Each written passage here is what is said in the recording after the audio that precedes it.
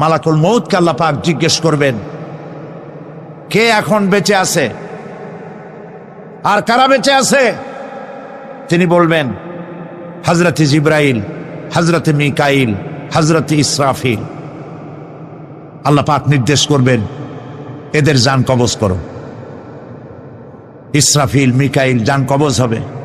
হযরতে জিবরাইল আমিন শাদীদুল কুওয়া, প্রচন্ড ক্ষমতা আল্লাহ তাকে দান করেছেন, সুবহানাল্লাহ বলেন। দুনিয়ার সব নবীদের কাছে বাণী বহন করে নিয়ে আসছেন পূর্ণ অথেন্টিসিটির সাথে, সুবহানাল্লাহ। আল্লাহ পাক যাকে বলেছেন রূহুল আমিন, নবী করিম সাল্লাল্লাহু আলাইহি ওয়াসাল্লামের মেরাজের রাত্রে যে কথা বলা হয়েছে, ওয়ালাকাদ রাহু বিল উফুকিল মুবিন, পশ্চিম দিক বলয় তিনি যে দেখতে পেয়েছিলেন, তাফসীর বলছে হযরতে জিবরাইলের পূর্ণ আকৃতিতে নবী করিম সাল্লাল্লাহু আলাইহি ওয়াসাল্লাম তাকে দেখতে পেয়েছিলেন। হযরতে জিবরাইল যখন দুনিয়া আসেন, কোন কোন কিতাবে লেখা হয়েছে 600 ডানা আছে তার, 2 ঝাপটায় আকাশ থেকে জমিনে চলে আসেন, সুবহানাল্লাহ। হযরতে জিবরাইলকে আল্লাহ পাক বলবেন তাকে মওত দাও, হযরতে জিবরাইলও বিদায় হয়ে যাবে।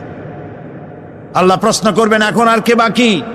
মান বাকিয়া ইয়া মালাকাল মউত।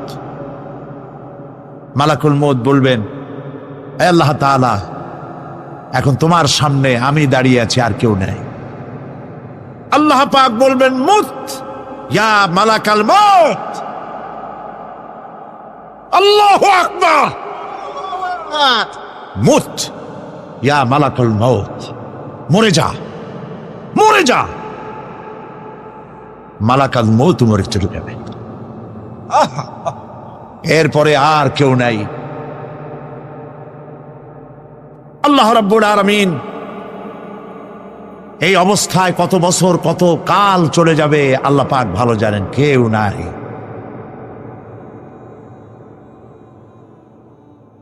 আজকের রাজত্ব কার? আল্লাহ প্রশ্ন করবেন, আজকের রাজত্ব কার? আল্লাহ পাক আওয়াজ দিবেন, বলবেন, আজকের রাজত্ব কার? কোনো জবাব নাই, আকাশের নাই, জমিনের নাই, আকাশও তো নাই, কারো কোনো জবাব নাই। আল্লাহ পাক বলবেন, লিল্লাহি ওয়াহিদুল কাহ্হার। আজ একমাত্র রাজত্ব হচ্ছে পরাক্রমশালী আল্লাহ রাব্বুল আলামিনের। আল্লাহ পাক বলবেন, ইয়া দুনিয়া আইনা শুজারুকি, হে পৃথিবী তোর গাছগুলা কই? ইয়া দুনিয়া আইনা জিবালুকি, হে পৃথিবী তোর পাহাড়গুলা কই? আইনাল জব্বারিন, স্বৈরাচারেরা কোথায়? কারো কোনো জবাব হবে না। আল্লাহ পাক এরপরে আবার মানুষগুলিকে জিন্দা করবেন, সুবহানাল্লাহ। ওয়াইজাল কুবুরু বু'সিরাত, যা কিছু মাটির মধ্যে লুক্কায়িত ছিল সবগুলি আল্লাহ পাক বের করে নিয়ে আসবেন।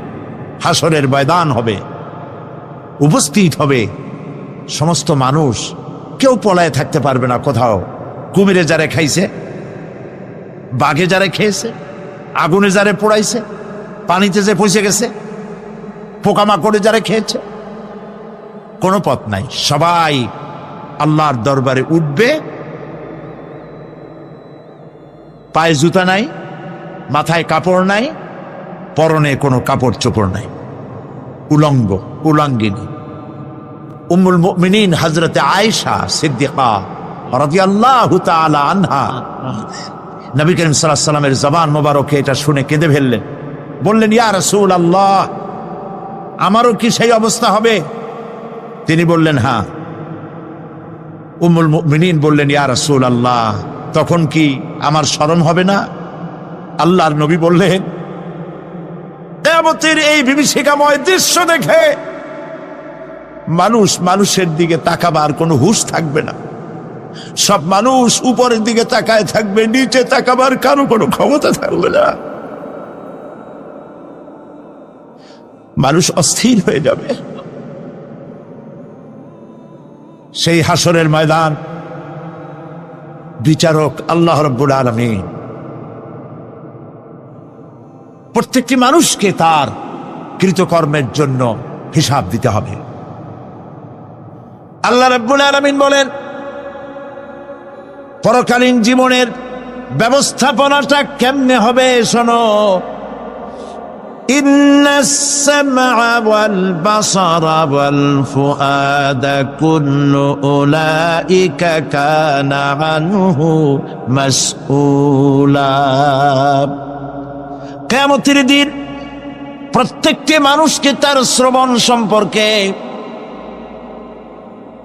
তার দৃষ্টি সম্পর্কে, আর অন্তঃকরণের কল্পনা সম্পর্কে প্রত্যেকটি ব্যাপারে আল্লাহ পাক জিজ্ঞাসা করবেন। কান দিয়েছিলাম, কি শুনেছ? যা শুনছো তা আমল করেছো কিনা? আমার নিষেধ করা জিনিসগুলি শুনছো নাকি? কানের জবাব দিতে হবে। কান আল্লাহ পাক দিয়েছেন, সুবহানাল্লাহ। আল্লাহ পাক দিয়েছেন কান। এই কান দুটো যার নাই, কান আছে শুনতে পায় না, কত বড় কষ্টে আছে সে। মানুষে চিল্লায় কথা কয়, সে বুঝেই না। আছে না এমন? এই কানের সম্পর্কে প্রশ্ন করা হবে, শ্রবণ সম্পর্কে, দর্শন সম্পর্কে প্রশ্ন করা হবে। যা দেখতে নিষেধ করেছি সেগুলো দেখছো নাকি? এর শুকরিয়া আদায় করেছো নাকি? দুটি চোখ, এর শকর আদায় করা কি সম্ভব ভাই? আদায় করা সম্ভব? এই দুটি চোখ যদি না থাকতো, আমার গর্ভধারিণী মাকে দেখতে পারতাম না। এই সুন্দর চোখ দুটি যদি আল্লাহ না দিতেন, আল্লাহর এই সুন্দর সৃষ্টি দেখা থেকে বঞ্চিত হয়ে যেতাম। আল্লাহকে বলি, মনির, হে বিশাল আকাশের মালিক, তুমি দয়া করে না চাইতে আমাদের শরীরে যা দিছো নিয়ামত, মৃত্যুর আগে ছিনায় নিও না। দুটি চোখের শকর আদায় করতে পারবো না। চোখের মধ্যে পানি আছে, কান্নার পানি না, সবসময় চোখে পানি আছে। চোখে আমরা পলক দেই না? কত কুদরত আল্লাহ পাকে। এই পৃথিবীতে দিনে রাতে অসংখ্য পলুয়েশন, রোগ জীবাণু সমানে উঠতেছে। এখন যদি মাইক্রোস্কোপ যন্ত্র এখানে থাকতো, তাহলে দেখতেন এই পরিবেশটা কত দূষিত, কত পলুয়েশন, কত জার। এগুলি নাকের মধ্য দিয়ে পেটে যাচ্ছে, চোখের মধ্যে ঢুকতেছে। ক্রমাগত চোখের ভিতরে ধুলাবালি ঢুকবে, আর পরিষ্কারের কোনো ব্যবস্থা যদি না করা হয়, চোখের দৃষ্টি নষ্ট হয়ে যেতে পারে। এই জন্য আল্লাহ রাব্বুল আলামিন চোখের ভিতরে মেডিসিন রূপী এক প্রকারের পানি রেখেছেন, আর অটোমেটিক চোখের পাতা ওঠা নামা করে প্রতি মুহূর্তে চোখকে ক্লিন করে দিতেছে। এই চোখ সম্পর্কে আল্লাহ রাব্বুল আলামিন প্রশ্ন করবেন, অন্তঃকরণ সম্পর্কে প্রশ্ন করবেন। জবাব দেওয়া সেদিন বড়ই কঠিন হয়ে যাবে। এই জন্য আল্লাহ রাব্বুল আলামিন দুনিয়াবাসীকে সতর্ক করে দিচ্ছেন। তিনি আরো বলছেন, ওয়ালাকাদ খালাকনাল ইনসানা ওয়া না'লামু মা তুওয়াসবিসু বিহি নাফসু ওয়া নাহনু আকরাবু ইলাইহি মিন হাবলিল ওয়ারিদ। মানুষ সৃষ্টি করেছি আমি, তার অন্তঃকরণে কি চিন্তা হয়, কি কল্পনা হয় তাও জানি আমি। আর আমি আমার বান্দার যেই সাহারাগের উপরে মাথাটা খাড়া আছে, বিজ্ঞানীরা খুঁজে পাচ্ছে। আল্লাহ পাক মানুষের গলায় একটা টেপ রেকর্ডার লাগাই দিয়েছেন, সুবহানাল্লাহ বলেন। সেই টেপ রেকর্ড আমার এই যে বক্তৃতা ভিডিওতে ধারণ করা হচ্ছে, টেপে ধারণ করা হচ্ছে। এই বুদ্ধিগুলি কে দিছে? আরে ভাই, কথা বলবেন তো আল্লাহর নাম জোরে না। এই বুদ্ধি কে দিয়েছেন? যে আল্লাহ বুদ্ধি দিয়ে আপনার আমার কথা রেকর্ড করাইতে পারে, সে আল্লাহ পাক। আপনাদের আমার সাথে অদৃশ্য একটি টেপ রেকর্ড গলার মধ্যে ঝুলায় রাখছেন, এটা বিশ্বাস করবেন না? আব্দুল মুত্তালিব কি হয় আমি দেখতে চাইলাম আমার সাথে পারমিশন তিনি ঢুকলেন, তার বসতেছেন যারা রাজনীতির জন্য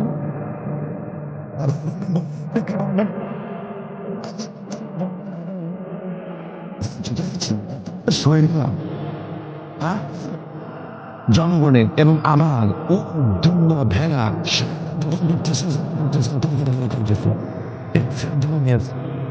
আমি তোমার কাছে না বলতে আসছি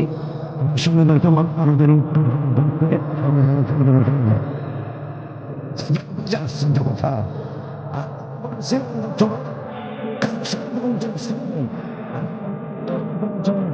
যেটা ভেঙে না তুমি বলেছো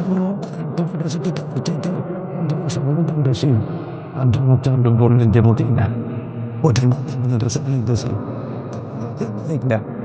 আমিও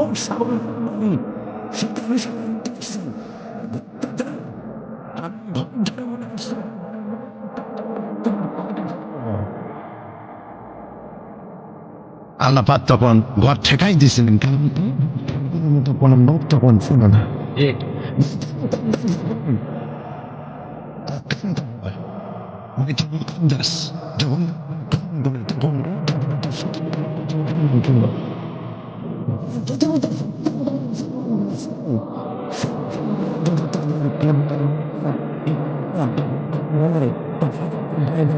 তাদের মধ্যে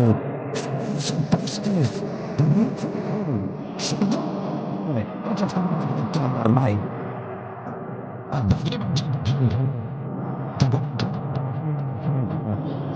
তো কাছে গেছে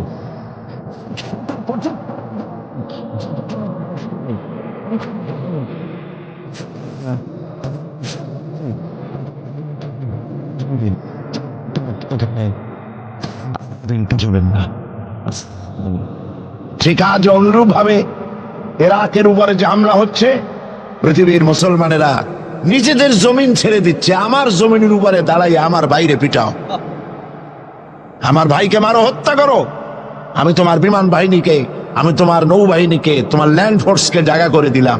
এই যদি দেয় তা আল্লাহ পাক সাহায্য কেন করবেন? আল্লাহর ওয়াদা, আল্লাহর সাহায্যের ওয়াদা তো মুমিনদের জন্য। ওয়াকানা হাক্কান আলাইনা নাসরুল মুমিনিন, মুমিনদেরকে সাহায্য করা আমি আল্লাহর জন্য ওয়াজিব। আল্লাহ রাব্বুল আলামিন কোরআনে কারীমের মধ্যে বলেছেন, ওয়ালা তাহিনু ওয়ালা তাহজানু ওয়া আনতুমুল আলাউনা ইন কুনতুম মুমিনিন।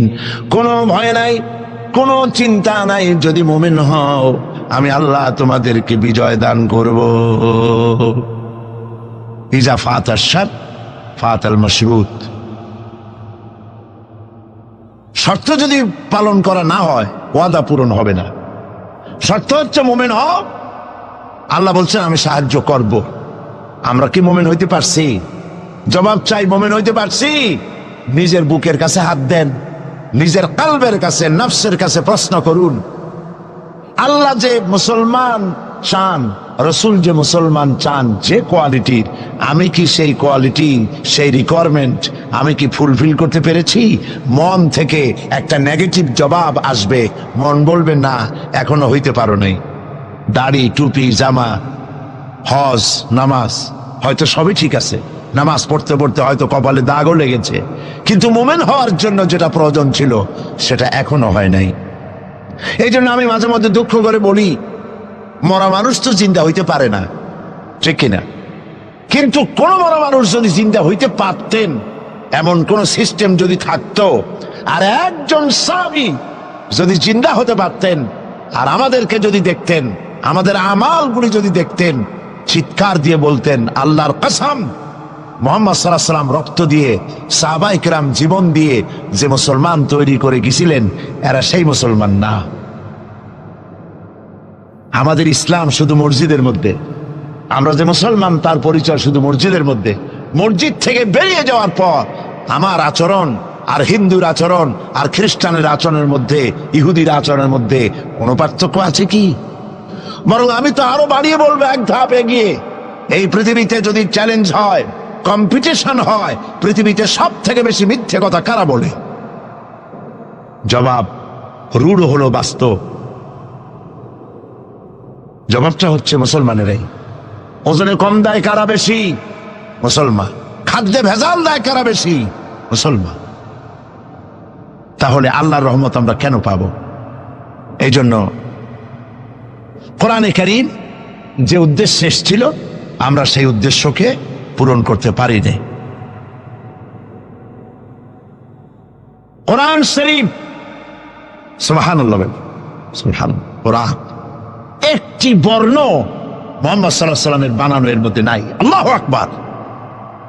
দেখেন না কোরআন শরীফের অরিজিনালিটি, এর অথেন্টিসিটি, এর নির্ভরতা, এর পিউরিটি কতটা 100% মিয়া বিল মিয়া কারেক্ট। সেটা হলো এই কোরআন শরীফে 114টি সূরার প্রত্যেকটি সূরার শিরোনামে আছে বিসমিল্লাহির রহমানির রহিম। একটা সূরায় নাই। কোন সূরা? কেন নাই? এই জন্য নাই যেহেতু এই সূরা নাজিলের সময় আল্লাহ পাক এটা বলেন নাই। জিবরাইল আলাইহিস সালাম যখন নবী করিম সাল্লাল্লাহু আলাইহি ওয়াসাল্লামের কাছে এটা তেলাওয়াত করে শোনায়েছেন, তিনি বিসমিল্লাহ তখন বলেন নাই। নবী করিম সাল্লাল্লাহু আলাইহি ওয়াসাল্লাম যখন সাহাবায়ে কিরামকে লিখতে বলেছেন, কাতেবে ওহী যারা ছিলেন, তখন তিনি এই সূরার প্রথমে বিসমিল্লাহ বলেন নাই, তাই বিসমিল্লাহ এখানে লেখা হয় নাই। তার মানে হচ্ছে কোরআন শরীফ বিন্যাস করা, এর শব্দ বিন্যাস, সূরা বিন্যাস, এর সবকিছুকে বিন্যস্ত করার দায়িত্ব ছিল আল্লাহ পাকের। সুবহানাল্লাহ। আল্লাহ রাব্বুল আলামিন কোরআনে কারীমের মধ্যে বলেছেন, ইন্না নাহনু নাযালনা যিকরা ওয়া ইন্না লাহু লাহাফিজুন। কোরআন নাজিল করেছি আমি আল্লাহ, আর এর সংরক্ষণের সবটুকুন দায়িত্ব আল্লাহ রাব্বুল আলামিন নিজেই গ্রহণ করেছেন, আমি গ্রহণ করেছি। নাজিল করছি আমি, হেফাজত করবো আমি। কে বলেন সবাই? আমি হেফাজত করবো এটাকে। আল্লাহ পাক গ্যারান্টি দিচ্ছেন, ওয়ালাউ তাকাওয়ালা আলাইনা বা'দাল আকাওয়িল। আমার নবী যদি নিজের থেকে বানিয়ে কোনো কথা আমি আল্লাহর নামে কোরআন শরীফের ভিতরে চালাই দিতেন, আমি আমার নবীর ডান হাত চেপে ধরতাম, আর তার কণ্ঠ নালীকে আমি আল্লাহ কেটে ফেলে দিতাম। কত বড় কথা! গলা কেটে ফেলে দিতাম। একটি কথাও যদি নিজের থেকে বানিয়ে বলতেন, সুবহানাল্লাহ বলেন। একটি শব্দ মানুষের নেই। আল্লাহ পাক বলেছেন, এর উপর, কোরআনের উপর থেকে, এর নিচের থেকে, এর ডান থেকে, এর বাম থেকে, এর ভিতরে শয়তানের বাতিলের প্রবেশের কোনো অধিকার নয়। যদি থাকতো এতদিনে কত বেড়া সেরা করতো, সেরা বেড়া করতো, উল্টো পাল্টা করিয়া সর্বনাশ করে ফেলাইতো, ঠিক কিনা? পৃথিবীতে শত শত কোটি খ্রিস্টান পৃথিবীতে আছে। খ্রিস্টানদেরকে চ্যালেঞ্জ করুন তো, যে একটা বাইবেলের হাফেজ দাও আমাদেরকে। সারা পৃথিবীতে একটা হাফেজ চাই, বাইবেল মুখস্থ করছে, পাওয়া যাবে? যাবে না। হিন্দুদেরকে চ্যালেঞ্জ করে, কত কোটি হিন্দু আছে তোমাদের, বেদ তোমাদের ধর্মগ্রন্থ, বেদ মুখস্থ করছে, এরকম হাফেজ দাও, পারবে দিতে? পারবেন। মহান আল্লাহ রাব্বুল আলামিন কোরআনে কারীমকে হেফাজত করেছেন। সূরা কমরের মধ্যে রব্বুল আলামিন বলেছেন, ওয়ালাকাদ ইয়াসসারনাল কুরআনা লিযিকরি ফাহাল মিন মুদ্দাকির। আল্লাহ পাক বলেন, অবশ্যই কোরআনে কারীমকে আমি মানুষের কাছে মুখস্থ করার জন্য আর বোঝার জন্য সহজ করে দিয়েছি। মুখস্থ করাও সহজ আর বোঝাও সহজ। কিন্তু দুর্ভাগ্যজনক সত্য আরেকটি কথা আছে, সেটা হলো এই, মুসলমান দাড়িওয়ালা টুপিওয়ালা আল্লাহর মসজিদের ভেতরে বসে এক শ্রেণীর মুসলমানেরা বলে, কোরআন বোঝা আমাদের কাম না, আমরা পাবলিক, আমরা কোরআনের বুঝবো কি? কোরআন বুঝবে আলেমেরা। অবশ্য এই রকমের লোক নারায়ণগঞ্জে নাই, বিভিন্ন জেলায় আছে। কোরআন আমরা বুঝবো না, বিশাল ব্যাপার। আল্লাহর কোরআন, এর আমরা বুঝবো কি? এই কথাটা শয়তানের একটি ওয়াসওয়াসা, এই কথাটি শয়তানের মারাত্মক ওয়াসওয়াসা। আল্লাহ খান কোরআন দিছেন খালি মৌলানা মৌলবীদের বুঝাবার জন্য, আর কেউ এটা বুঝবে না? আল্লাহ পাক বলছেন, আমি মানুষের জন্য কোরআন বোঝা সহজ করেছি, চেষ্টা করো, বুঝতে চেষ্টা করো। কোরআন শরীফ দুইটা জিনিস, একদিকে বোঝা সহজ, মুখস্থ করাও সহজ। আমার কাছে হাফেজ আমি পেয়েছি 8 বছরের বাচ্চা কোরআন শরীফ মুখস্থ করছে।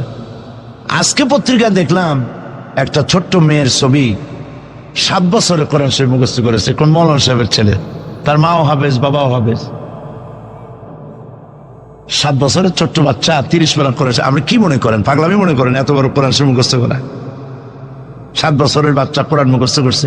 আমার কাছে মনে হলো যেন আটলান্টিক মহাসাগর আল্লাহ ঝিনুকের মধ্যে ঢুকাই দিছে। এই যে শরফুদ্দিন খলিফা নাকি একটা ছোট্ট বাচ্চার একটা ক্যাসেট বেরিয়েছে না, তানজানিয়া।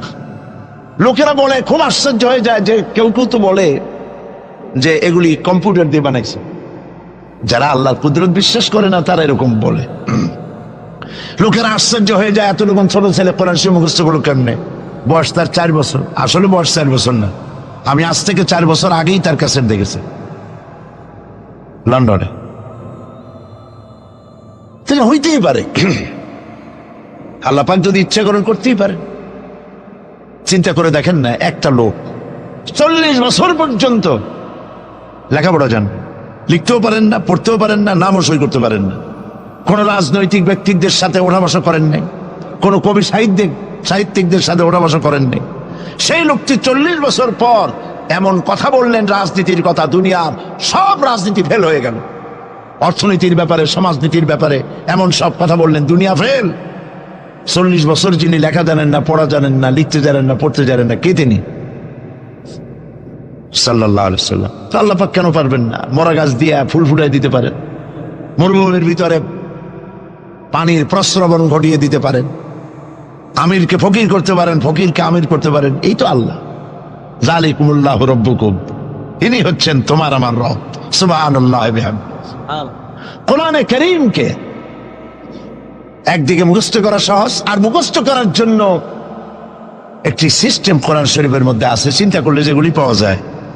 সেটা হলো এই যে কোরআন যদি কেউ তাড়াতাড়ি পড়ে মনে হবে যেন প্রবন্ধ পড়তেছি, আর যদি থেমে থেমে পড়ে তাহলে মনে হবে যেন কবিতা পড়তেছি। সুবহানাল্লাহ।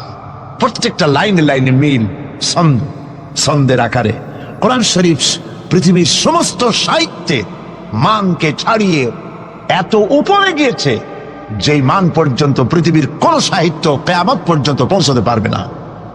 এর ফাসাহাত, এর বালাগাত, কোরআন শরীফের সাহিত্যিক মান চিরকালের জন্য কালজয়ী, এর পাশেও কেউ দাঁড়াইতে পারবে না। সুবহানাল্লাহ। কি পাগল ছাগল হাবিজাবি নবীয়তের দাবি করে। আচ্ছা, নবীর দাবি করলে তো তার কাছে ওহী আসতে হবে। এই যে ছাগল পাগল যেগুলো নবীর দাবি করলো, নবী করিম সাল্লাল্লাহু আলাইহি ওয়াসাল্লাম ইন্তেকালের পরে 30 জন মিথ্যাবাদী নবুয়তের দাবি করবে, ঠিক না? তো নবী হইতে হইলে 3টা শর্ত লাগে। একটা হলো ওহী আসতে হবে, মুজিজা থাকতে হবে, আর চরিত্র। নবীর কপালে লেখা থাকে না যে উনি নবী, বুকের উপরেও লেখা থাকে না যে ইনি নবী। চরিত্র দিয়েই প্রমাণ হয় ইনি কোনো সাধারণ মানুষ নন, ইনি আল্লাহর নবী। সুবহানাল্লাহ। তাই তো হযরতে নবী করিম সাল্লাল্লাহু আলাইহি ওয়াসাল্লাম যখন হযরত খাদিজা রাদিয়াল্লাহু তাআলা আনহার কাছে যখন দ্বীনের দাওয়াত দিলেন, কালেমার দাওয়াত দিলেন, 1 সেকেন্ডও তিনি দেরি করেন নাই। চিন্তা করেন না, আপনি নিজেকে বহুত ফেরেশতা রূপে আপনি বলতে পারেন যে আমি একেবারে অ্যাঞ্জেলিক ক্যারেক্টারের লোক, ফেরেশতা চরিত্রের মানুষ। বাইরে গিয়ে বহুত কথা বলতে পারেন, এমনকি বাইরে গিয়ে অনেক মুরিদও বানাইতে পারেন। পীর সাহেবদেরকে জিজ্ঞেস করা উচিত যে আপনার বউ আপনার কাছে মুরিদ হয়েছে কিনা। বউ মুরিদ করে এত সহজ না। একজন পীরেরই দেখছিলাম একটা বইয়ের মধ্যে গল্প, বউ তাকে পীর মানতেই চায় না, বহুত চেষ্টা করছে মুরিদ বানাবার জন্য, পারেনি। একদিন বউকে কেরামতি দেখাবার জন্য সে রান্না করতেছিল বাইরে, ওইটার উপর দিয়ে সে উড়ে গেল। এরপরে সে নামলো, বউ তাকে দেখে বলে, দেখছো তুমি তো পীরগিরি করো, এই যে একটা লোক কেবলমাত্র পাগড়ি বান্ধে মাথার উপর দিয়ে উড়ে গেল, তুমি কি এরকম পারো? আরে বেটি, আমি তো উড়ে গেলাম, তোমার দেখাবার জন্য তুমি বিশ্বাস করো না। ও, সেই জন্য তো একটু কাইত হয়ে গেছো, সোজা হয়ে যেতে পারো নাই। বউ তো তার স্বামীর জন্য জীবন দিতে পারে, তার ভালোবাসা সবটা উজাড় করে দিতে পারে, কিন্তু ঈমান আনা সহজ নয়। যেহেতু বউ, আপনি সবাইকে ফাঁকি দিতে পারবেন, আপনার স্ত্রীকে কখনো ফাঁকি দিতে পারবেন না। আপনি কোথায় যান, কত রাত্রে বাড়ি ফেরেন, কার সঙ্গে টেলিফোনে কথা বলেন, আপনার ইনস অ্যান্ড আউট, ভেতর এবং বাইরের সব সূর্যের মতো পরিষ্কার আপনার স্ত্রীর কাছে। এই জন্য নবী করিম সাল্লাল্লাহু আলাইহি ওয়াসাল্লাম বলেছেন, তোমাদের মধ্যে উত্তম সেই ব্যক্তি যে ব্যক্তি তার স্ত্রীর কাছে উত্তম। আমি আমার স্ত্রীদের কাছে উত্তম ব্যক্তি। সুবহানাল্লাহ। হযরত নবী করিম সাল্লাল্লাহু আলাইহি ওয়াসাল্লাম তিনি যখন হযরতে খাদিজাকে যখন দ্বীনের দাওয়াত দিলেন, কালেমার দাওয়াত দিলেন, বললেন এক আল্লাহর ইবাদত করো, আমারে শেষ জামানার নবী হিসাবে মেনে নাও, আখেরি নবী হিসাবে আমাকে মেনে নাও। হযরতে খাদিজা এক মুহূর্ত দেরি করেন নাই, সঙ্গে সঙ্গে পড়েছেন লা ইলাহা ইল্লাল্লাহু মুহাম্মাদুর রাসূলুল্লাহ। জোরে পড়েন লা ইলাহা। নারায়ণগঞ্জের মতো জায়গা, মাহফিল করবেন তো বড় খয়রাত করতে নামবেন, ছোট্ট বাটি নিয়ে নামবেন কেন? বিরাট ঝুলি নিয়ে নামেন। কেউ তো বেশি দিলে তখন নেবেন কি করে? এই জন্য আপনি যেমন ব্যবস্থা করবেন সেরকম। আমরা তো আরামে বক্তৃতা শুনতেছি, আর ইরাকের মুসলমানদের ঘুম হারাম হয়ে গেছে, খাবার নাই। গতকাল ব্রাহ্মণবাড়িয়া বলেছি, ইরাকের গর্ভবতী নারীরা, তারা ডাক্তার সরকারের কাছে দাবি জানাইছিল যুদ্ধের একদিন আগে, বলছিল আমাদেরকে অপারেশন করে বাচ্চাগুলো বের করে দাও। আমেরিকার কাফেরদের বিরুদ্ধে লড়াই করে শহীদ হয়ে মরতে চাই।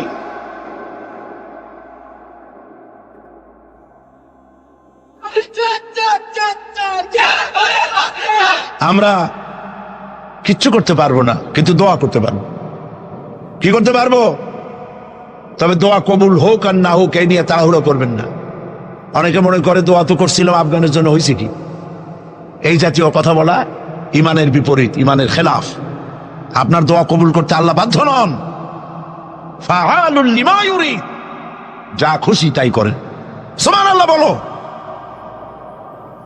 এই দোয়া যে করি, এই দোয়া কবুল আজ হবে, কাল হবে, অথবা 5 বছর 10 বছর পরে হবে, অথবা কবুল যদি না হয়, শাহনশাহ রব্বুল আলামিনের দরবারে দোয়া করা হয়েছে, এই জন্য আল্লাহ পাক কিয়ামতে মর্যাদা বৃদ্ধি করে দিবে।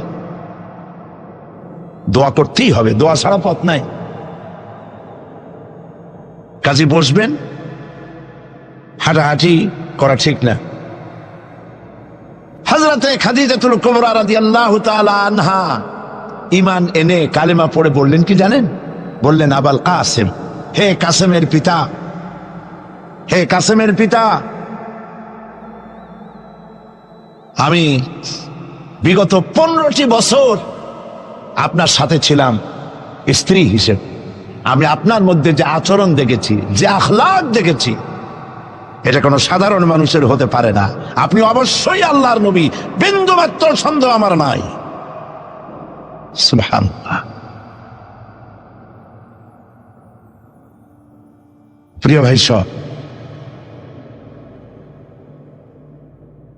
সেই নবীদের জন্য 3টি শর্তের কথা বলেছিলাম। একটা হলো ওহী, একটা মুজিজা, একটা উন্নত মানের চরিত্র। ওহী ছাড়া নবী হওয়া যায় না। এই কোরআন সর্বশেষ ওহী মুহাম্মদ সাল্লাল্লাহু আলাইহি ওয়াসাল্লামের পরে। এরপরে আল্লাহর কোন ওহী আসবে না, একটা শব্দ আসবে না পৃথিবীর মানুষের জন্য। কমপ্লিট করে দেওয়া হয়েছে। আল ইয়াউমা আকমালতু লাকুম দীনাকুম ওয়া আতমামতু আলাইকুম নি'মাতি ওয়া রাদিতু লাকুমুল ইসলাম দীনা। এটাকে কমপ্লিট করা হয়েছে আল্লাহর পক্ষ থেকে। পৃথিবীর মানুষের জন্য আর একটি শব্দ প্রয়োজন নাই। বিজ্ঞানের আবিষ্কার যত বাড়ুক, কোরআন শরীফের কিচ্ছু তাতে আসে যায় না। যদি কোন আহাম্মক বলে যে বর্তমান হলো বিজ্ঞানের যুগ, কোরআন নাজিল হয়েছে কত বছর আগে? ১,৫০০ বছর আগে কোরআন নাজিল হয়েছে, সেই যুগের কোরআন। আর এখন মডার্ন যুগ, এখন কি এগুলি চলে? আরে বাবা, তোমার বিজ্ঞান ফেলের সামনে। বিজ্ঞানের থিওরি হচ্ছে, বিজ্ঞানের একটি থিওরি এই যে বিজ্ঞানের কোন থিওরি ফাইনাল নয়। আজকে এক বিজ্ঞানী এক কথা বলে, কালকে আরেকজন আরেক কথা বলে। একদিন তো ডারউইন বলেছে এই মানুষগুলো মানুষ না, সবগুলা বান্দর। ও নিজেও বান্দর। বান্দর কেন? মানুষের নাকি দেখা যায় বান্দরের মতো। আচ্ছা বলেন, বান্দর আমার মামু হয়, শিম্পাজি আমার নানা, ওরাং ওটাং দাদা, এই বলে এর মধ্যে কোনো গৌরব আছে? এর মধ্যে কোনো গৌরব আছে? কোনো গৌরব নাই। ডারউইনের গোষ্ঠী বান্দরের গোষ্ঠী হইতে পারে, কিন্তু আমরা বান্দরের গোষ্ঠী না। আমরা আসছি আদম থেকে, আদম আসছে মাটি থেকে। সুবহানাল্লাহ। ওই সময় সে বলছিল, আমি চিন্তা করছি যে কয় বোতল খাইয়া এরকম লিখতে পারে। ওই সময় সে বলছে মানুষ বান্দর জাতি।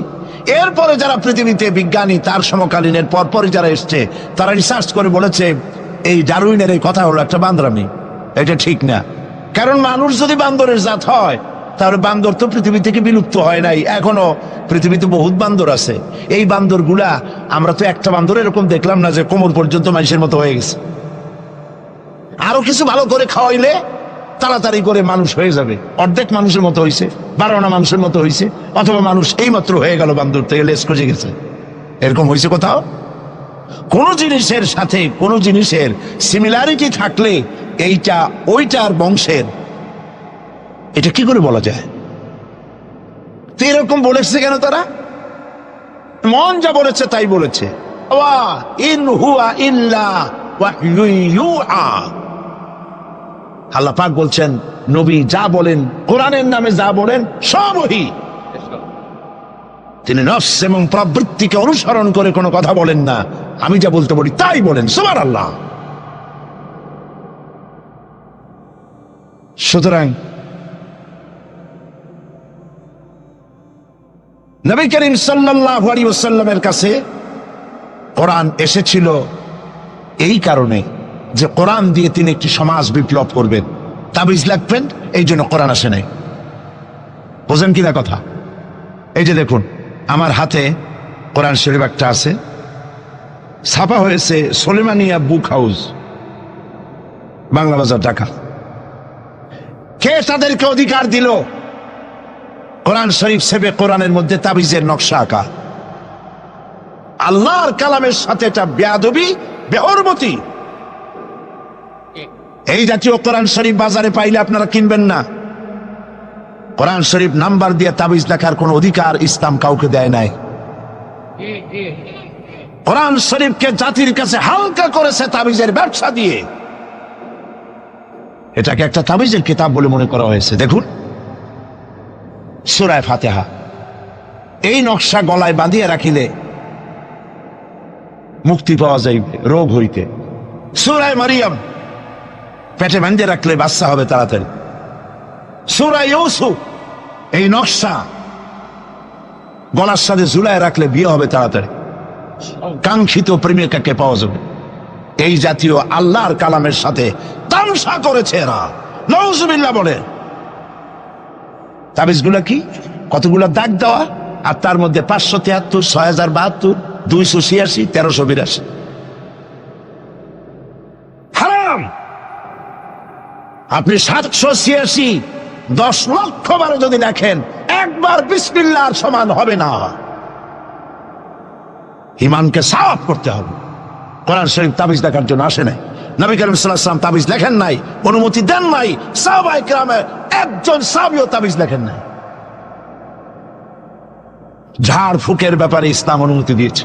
নবী করিম সাল্লাল্লাহু আলাইহি ওয়াসাল্লাম নিজে ঝাড় ফুক করেছেন, সাহাবায়ে কেরাম করেছেন। তাবিজ লেখে লেখা ধান্দাবাজি কারে কয়? বলে যে টিউবওয়েলের পানি, কুয়ার পানি, খালার পানি, বেড়ের পানি, ড্রেনের পানি, পুকুরের পানি, নদীর পানি, 7 জায়গা দিয়ে পানি আনবা। জাফরানের কালি, তারপরে কালিজিরার ছাতু, এইগুলো মিশাইয়া এরপরে দাগ দাগ দিয়ে তাবিজ লিখলো।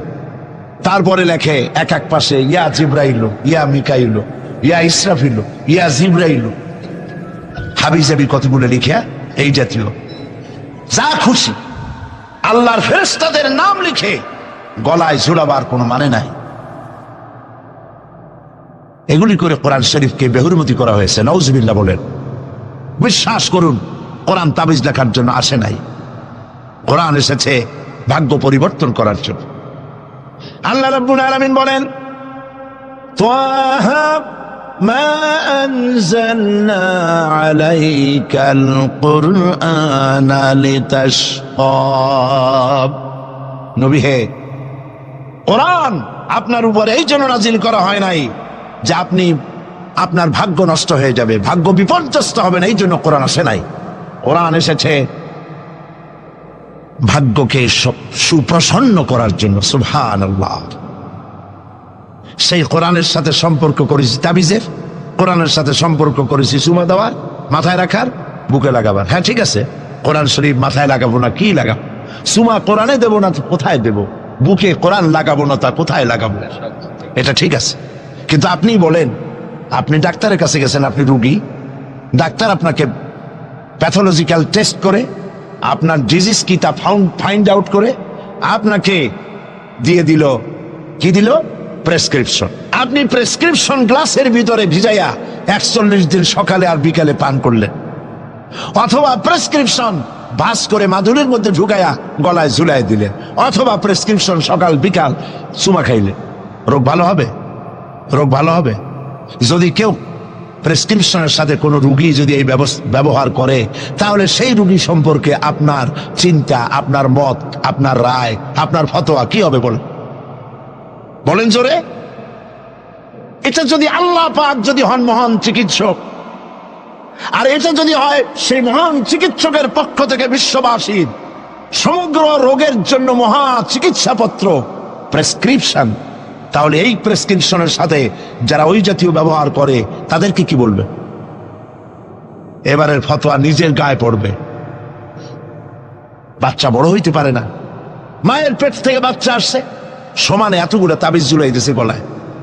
বাচ্চা যদি কথা বলতে পারতো তাহলে বলতো যে আল্লাহ কি অপরাধ করছে, এর চেয়ে তো মায়ের পেটে ভালো ছিলাম, এগুলো তো জাগাইতেও পারি না। কতগুলো তাবিজ, এরপরে কালো সুতা, হলুদ সুতা, লাল সুতা করতে পাইছো? আজমির শরীফ থেকে আনছি, হারাম। পীর সাহেবদের কাছে যাওয়া হয় আর তারা ফু দিয়া সুতায় গিরিয়া গিরিয়া দিয়ে দেয়, হারাম। কেন সুতায় গিরিয়া দিবেন? মুসলমান ছাগলের বাচ্চা নয় যে দড়ি দিয়ে সুতা দিয়ে আপনি বাঁধবেন। আপনাদের শরীরে যদি তাবিজ থাকে, বাড়ি যদি কারো থাকে, সব খুলে নদীতে ফেলে দেন। আলাইসাল্লাহু বিকাফিন আবদা, আল্লাহ পাক বলছেন আমি কি আমার বান্দার জন্য যথেষ্ট নই? আলাইসাল্লাহু বিকাফিন আবদা, আমি আল্লাহ আমার বান্দার জন্য যথেষ্ট নই? চিল্লায় বলেন অবশ্যই যথেষ্ট। ওয়াইজা সাআলতা ফাসআলিল্লাহ ওয়াইজা ইসতাআনতা ফাসতাইন বিল্লাহ, যা বলার এক মহান সত্তার কাছে বলো, যা চাওয়ার এক মহান সত্তার কাছে চাও। তিনি কে? তিনি হচ্ছেন আল্লাহ পাক। সুবহানাল্লাহ বলেন, সুবহানাল্লাহ। প্রিয় ভাই সব, যারা মাজারে যায়, ওই যে মাজার আছে সিলেট শাহজালালের রহমতুল্লাহ আলাইহির মাজার, আজমিরে আছে খাজা মুঈনুদ্দিন চিশতি রহমতুল্লাহ আলাইহির মাজার, বাগদাদে আছে হযরত বড় পীর মহিউদ্দিন আব্দুল কাদের জিলানী রহমতুল্লাহ আলাইহির মাজার। বাংলাদেশ থেকে লোকেরা তাদের পয়সা করিয়ে আছে, সব জায়গায় যায়। কেন যায়? 15 বছর বিয়ে করছে, বাচ্চা হয় না, মামলা করেছে হাইকোর্ট, সুপ্রিম কোর্ট, সব জায়গায় বেকায়দা। ব্যবসা করে, খালি লাল বাতি জ্বলে, ওষুধপত্র খায়, রোগ ভালো হয় না, চলে গেল মাজারে। একটু সময়ের জন্য কমন সেন্সের কমন বাদ দিয়া শুধু সেন্স দিয়া চিন্তা করে, যার কাছে আপনি আপনার অভিযোগ বলতে গেছেন, এই 3 জন অলির কথাই ধরি, বাকিদের পরে ধরি। ওনাদের মাতৃভাষা কি? শাহজালাল রহমতুল্লাহ আলাইহির মাতৃভাষা কি? আরবি। বলেন কি? আরবি। ইয়েমেন থেকে তিনি এসেছিলেন, আরবি। খাজা মুঈনুদ্দিন চিশতি রহমতুল্লাহ আলাইহির মাতৃভাষা আরবি। হযরতে বড় পীর আব্দুল কাদের জিলানী রহমতুল্লাহ আলাইহির মাতৃভাষা আরবি। আপনি গিয়ে বাংলায় বললেন, খাজা বাবা আমার তো 15 বছর বিয়ে করছি, বাচ্চা মোটে হয় না, এখন করবো কি? আপনার কথা খুব বুঝছেন তিনি, তাই না? খুব বুঝেছেন। গেল 1 নম্বর মিসফায়ার। 2 নম্বরে, আপনি যে কবরের কাছে গিয়ে এই কথাগুলি বলছেন, তিনি যে কবরে আছেন তার গ্যারান্টি কি? ওখানে তো তিনি নাও থাকতে পারেন। সাধারণ এমপি মন্ত্রী কোন জেলায় যদি যায়, সরকারের মেহমানখানা আছে, নাম কি? Circuit house. মেহমান যে আন্দাজের, সরকারের তেমন ব্যবস্থা আছে, ডাকবাংলা আছে, রেস্ট হাউস আছে, সার্কিট হাউস আছে, ঠিক না? 2 রকমের মেহমান। এক প্রকার হলো ভিআইপি, আর এক প্রকার হচ্ছে নিকৃষ্ট, চোর ডাকাত, এরাও সরকারের মেহমান। চোর ডাকাত, মুচ্ছা বদমাস, সন্ত্রাসী, ওরা যদি মেহমান হয়ে পুলিশে, এদের ধরবে কারা? এই মেহমানদের ধরবে পুলিশে, ধরে নিয়ে ওদের জন্য মেহমানখানা হলো হাজত, হাজতের মধ্যে থুয়ে দেবে, কনভিক্টেড হলে পরে জেলখানার মধ্যে ঢুকাই দেবে, ঠিক কিনা? আর যদি এমপি হয়, মন্ত্রী হয়, প্রধানমন্ত্রী হয়, তা থাকার জন্য প্রত্যেকটা জেলায় গভর্নমেন্ট সার্কিট হাউস করে রেখেছে। এই সব মন্ত্রী প্রধানমন্ত্রীর চাইতে ওলিউল্লাহ, আল্লাহর ওলি যারা, তাদের মর্যাদা আল্লাহর কাছে অনেক বেশি। তারা ইন্তেকাল করবেন আর আল্লাহ ওই মাটির মধ্যে ভালাই থবেন। আল্লাহর কোনো রেস্ট হাউস থাকতে নাই, আল্লাহর কোনো গেস্ট হাউস থাকতে নাই। হয়তো তিনি কবরে নাই, গেস্ট হাউসে তিনি আরাম ফরমাচ্ছেন। 2 নম্বর মিসফায়ার। 3 নম্বরে, কবরে যদি থাকেও তখন তিনি ঘুমে আছেন না চেতনা আছেন? যদি ঘুমের মধ্যে থাকে তাহলে 3 নম্বর মিসফায়ার, কোনো কামে লাগলো না। এই জন্য চাইতে হবে এমন মহান সত্তার কাছে যিনি কখনো ঘুমান না। লা তাখুযুহু সিনাতুন ওয়ালা নাওম, যার ঘুমও নাই, তন্দ্রাও নাই। কে তিনি? চিল্লায় বলুন। কলিজাটারে পরিষ্কার করেন, সাফ করে নেন। এভাবে সাফ করবেন, কোন মাফির, কোন জিন্দাফির আমার ভাগ্য ভালো বানাতে পারবে না, পারবে না, পারবে না। কোন মরাফির, কোন জিন্দা ফু দিয়া আমার ভাগ্যকে বিনষ্ট করে দিতে পারবে না। খায়রিহি ওয়া শাররিহি মিনাল্লাহি তাআলা, আমার ভালো আমার মন্দ কেবলমাত্র এক মহান সত্তার মুষ্টির ভিতরে নিবদ্ধ, তিনি আল্লাহ রব্বুল ইজ্জত ওয়াল জালাল। গোটা আকাশ, গোটা জমিন যার মুঠার ভেতরে। মুসা আলাইহিস সালাম বলেছিলেন, আল্লাহ তুমি নাকি ঘুমাও না? আল্লাহ কেউ বিশ্বাস করো না? তো সাংঘাতিক কথা। এইভাবে ইব্রাহিম আলাইহিস সালাম আল্লাহরে বলছিলেন,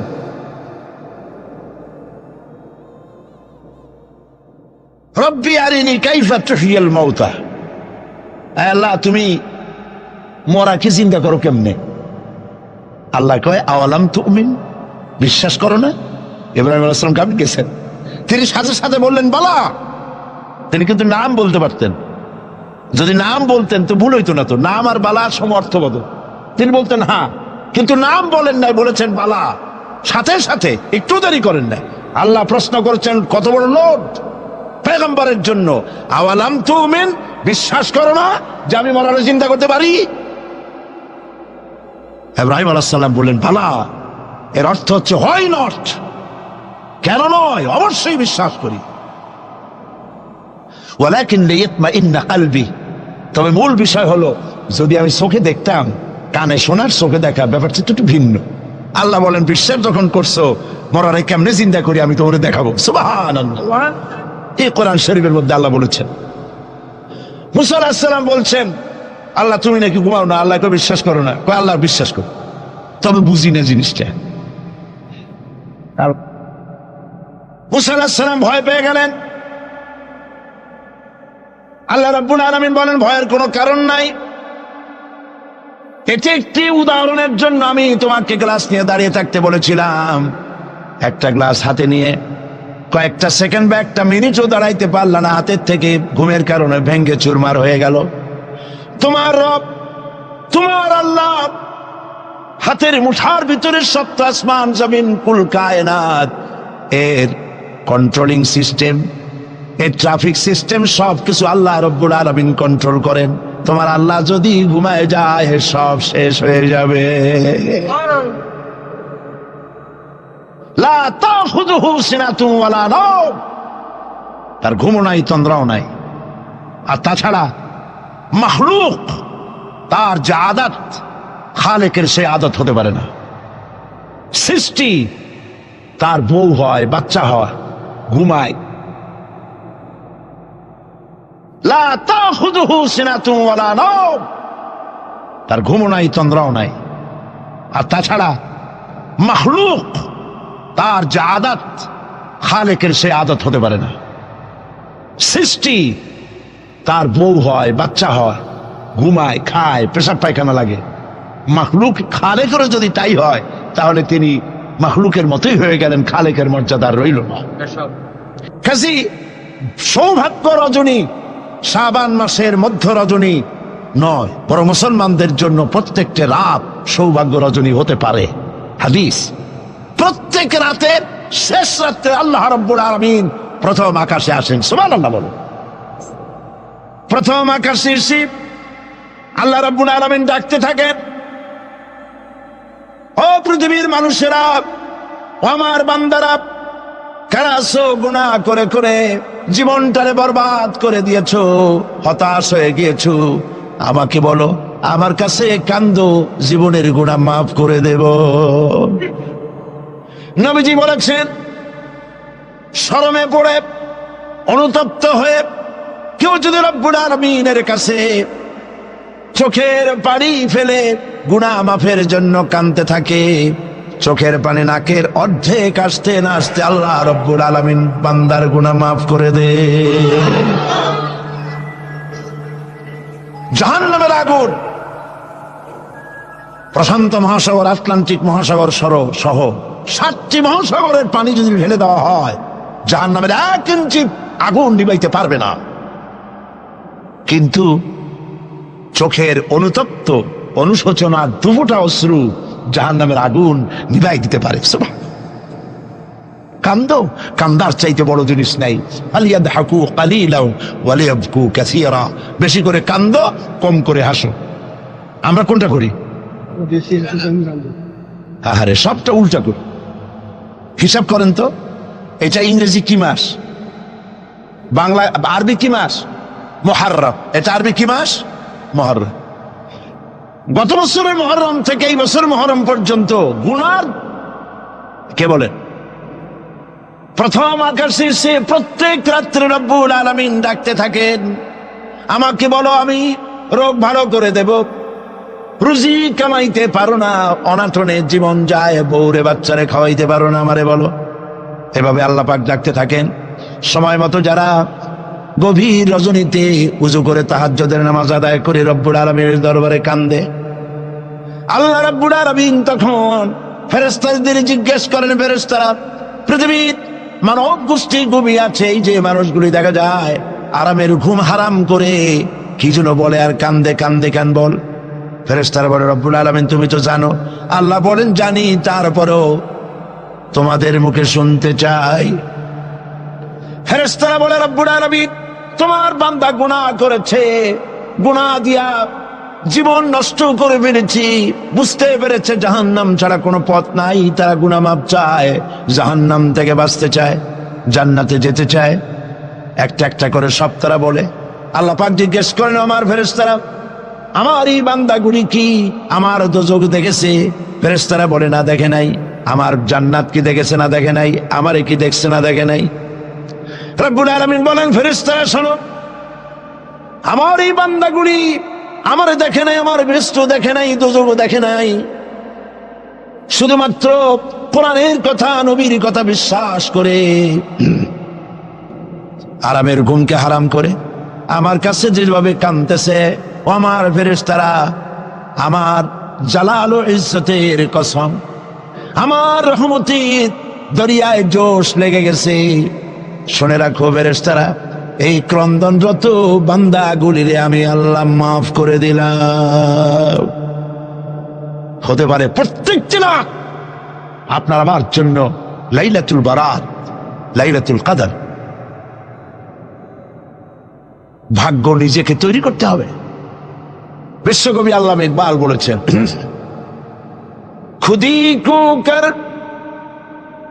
ইতনা বুলন্দ कि हर तकदीर लिखने के पहले खुदा पूछे बंदा को बता तेरी रजा क्या है।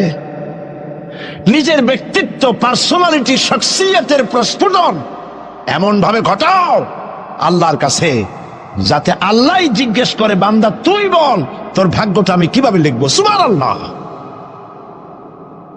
আল্লামা ইকবালের শেরগুলো যখন আমি আল্লামা ইকবালের খুবই ভক্ত, আমার কাছে মনে হয় তার প্রত্যেকটি শের, প্রত্যেকটি কবিতার লাইন কোরআন শরীফের তাফসীরের বিমূর্ত প্রতীক হয়ে বেরিয়েছে। দাড়ি কামানো মানুষ, কতগুলো মোষ, কেমনি পারলেন?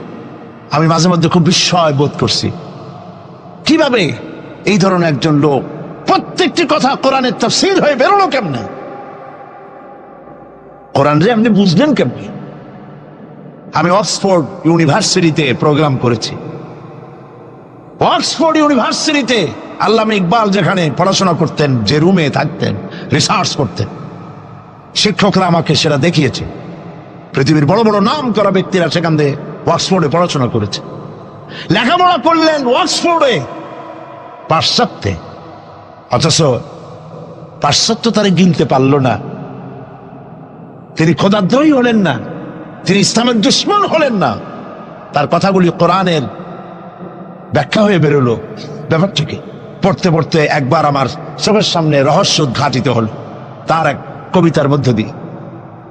আল্লামা ইকবাল এক জায়গায় লিখেছেন, खीरा न कर सका मगरिब की दाओ दानिश, खीरा न कर सका मगरिब की दाओ दानिश, सुरमा था आग का मेरा खाके मदीना। পাশ্চাত্যের চাকচিক্য আমার চক্ষুকে প্রতারিত করতে পারে নাই, কারণ মদিনার ধুলাবালুগুলি আমার চোখের মধ্যে সুরমা হয়ে লাগানো ছিল। প্রিয় ভাই সব,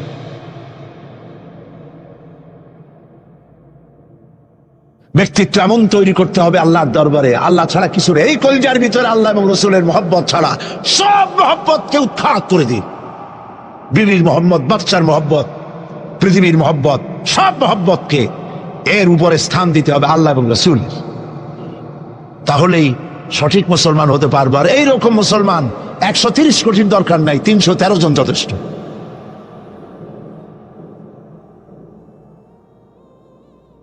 বন্ধুগণ, মহান আল্লাহ রাব্বুল আলামিন তিনি চান শিরক মুক্ত জীবন মুসলমানদের। ইন্না শিরকা লাযুলমুন আযীম, শিরক হচ্ছে মস্ত বড় জুলম, অপরাধ। শিরক করবা না। নবীজি বলেছেন, তোমাকে যদি হত্যা করা হয়, টুকরা টুকরা যদি করা হয়, তোমাকে যদি আগুন দিয়ে জ্বালিয়ে ছাই ভস্ম বানায় উড়ায় দেওয়া হয়, তবু আল্লাহর সাথে খবরদার শরীক করবা না। শিরক করি, জেনেও করি, না জেনেও করি, সওয়াবের নিয়তেও করি, ঠিক কিনা? বিশ্রামের নামে মানত করা হয়, জায়েজ নাই। মুসলমানরা মানত করে না, মেয়ে লোকেরা বেশি করে। একটু বিপদ পড়লেই বাগদাদের নামে 5 টাকা, অমুক জায়গার পেশাবের নামে মুরগি, অমুক জায়গার নামে ডিম, হাবিজাবি মানত করে তোর হারা। মানত হবে শুধুমাত্র কার নামে? বলেন বলেন জোরে। আল্লাহ ছাড়া কারো নামে মানত করা যাবে না। মাজারগুলির উপরে আগরবাতি, মোমবাতি, চাদর দিয়ে আমাদের দেশে মাজারগুলি যা করছে, আহারে এই কি মুসলমানে করে? মুসলমানের সম্পর্ক তো মাজারের সাথে কোন সম্পর্ক নাই। মুসলমানদের সম্পর্ক হবে মসজিদের সাথে। এই পৃথিবীতে শ্রেষ্ঠ জায়গা কোনটা? চিল্লায় বলেন। আর সব থেকে নিকৃষ্ট জায়গা কোনটা? বাজার, নট মাজার। বাজার নিকৃষ্ট, মসজিদ উৎকৃষ্ট। মাজারে কেন যান? আপনার মনটা দুর্বল। মাজারের কাছ থেকে দেখবেন ট্রাক, বাস যখন চালায় রেস কমায় দেয়, আসতে যায়, কি জানি যদি পিসাব এটা উল্টায় ভালায় দেয়। পিসাবের সম্পর্কে আপনার ধারণা এত খারাপ? উনি মরে গিয়েও আপনার গাড়ি উল্টে মানুষ মারবে, নাউজুবিল্লাহ। মদিনা মুনাওয়ারায় মসজিদ নববী শরীফ, নবী করিম সাল্লাল্লাহু আলাইহি ওয়াসাল্লাম যেখানে শুয়ে আছেন, যার জাসাদ মুবারক, যার শরীর মুবারকের এক গেসা পশমও মাটির জন্য হজম করা হারাম, সেই মাজারের পাশ থেকে 130 মাইল 125 কিলোমিটার বেগে গাড়ি সমানে সরাসরি করতেছে, কই অ্যাক্সিডেন্ট হয় না? এই ধরনের বাজে ভয় বাদ দিতে হবে। মাজারে আগরবাতি মোমবাতি চাদর দেওয়া জায়েজ নয়। মাজারে কোন দুঃখে আপনি কোন বুঝ বানান? যেই দেশের মানুষ না খায় মরে, বিধবার শাড়ি নাই, এতিমের গায়ে চাদর নাই, মসজিদে কবরের মধ্যে গিয়া মশারি একটা টানাই দিয়েছে। আচ্ছা, আপনার পীর সম্পর্কে ধারণা এত খারাপ কেন? মশাই কি ওনার কবরের মধ্যে যেও কামড়াবে? যে ব্যক্তি মশারি টানাই দিল কবরের উপরে, দেখা যাবে তার মায়ের মশাই খায়, তার বাপের মশাই খায়। আরে কপাল পোড়া মুসলমান! চাদর যদি কবরে দেওয়াই লাগে, তাহলে রাসূলুল্লাহর কবরে উম্মতেরা যদি দেওয়া জায়েজ হতো, নির্দেশ হতো, তাহলে রাসূলের কবরে সুতা দিয়া না, সোনার সুতা দিয়া চাদর বানাইয়া, অথবা উম্মতেরা নিজের কলজা নিজে ছেড়ে রাসূলের কবরে চাদর বানাই দিত।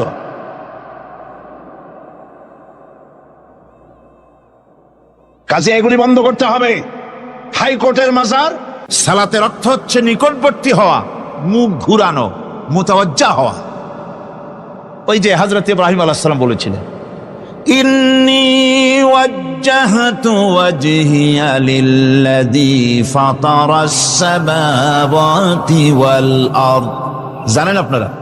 পড়েন, ইন্নী ওয়াজ্জাহতু ওয়াজহিয়া লিল্লাযী ফাতারাস সামাওয়াতি ওয়াল আরদা হানিফা ওয়া মা আনা মিনাল মুশরিকিন।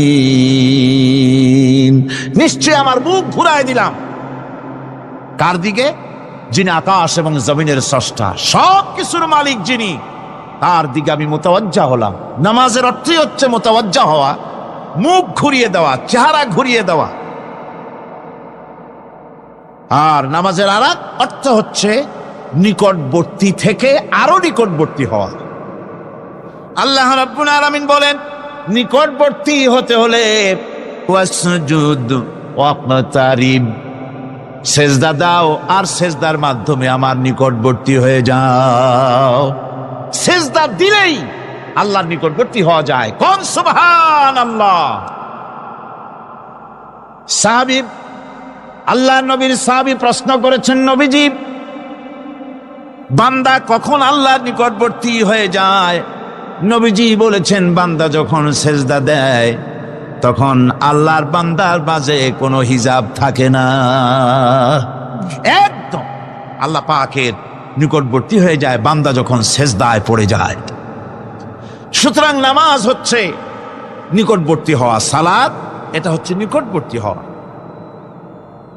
নামাজ ফরজ হওয়ার কারণ হচ্ছে এই যে মানুষ আল্লাহর বান্দা বা গোলাম হিসেবে সৃষ্টি হয়েছে, তাই একমুখী হয়ে রবের বন্দিগি করা এটা হচ্ছে তার স্বাভাবিক একটা প্রকৃতি।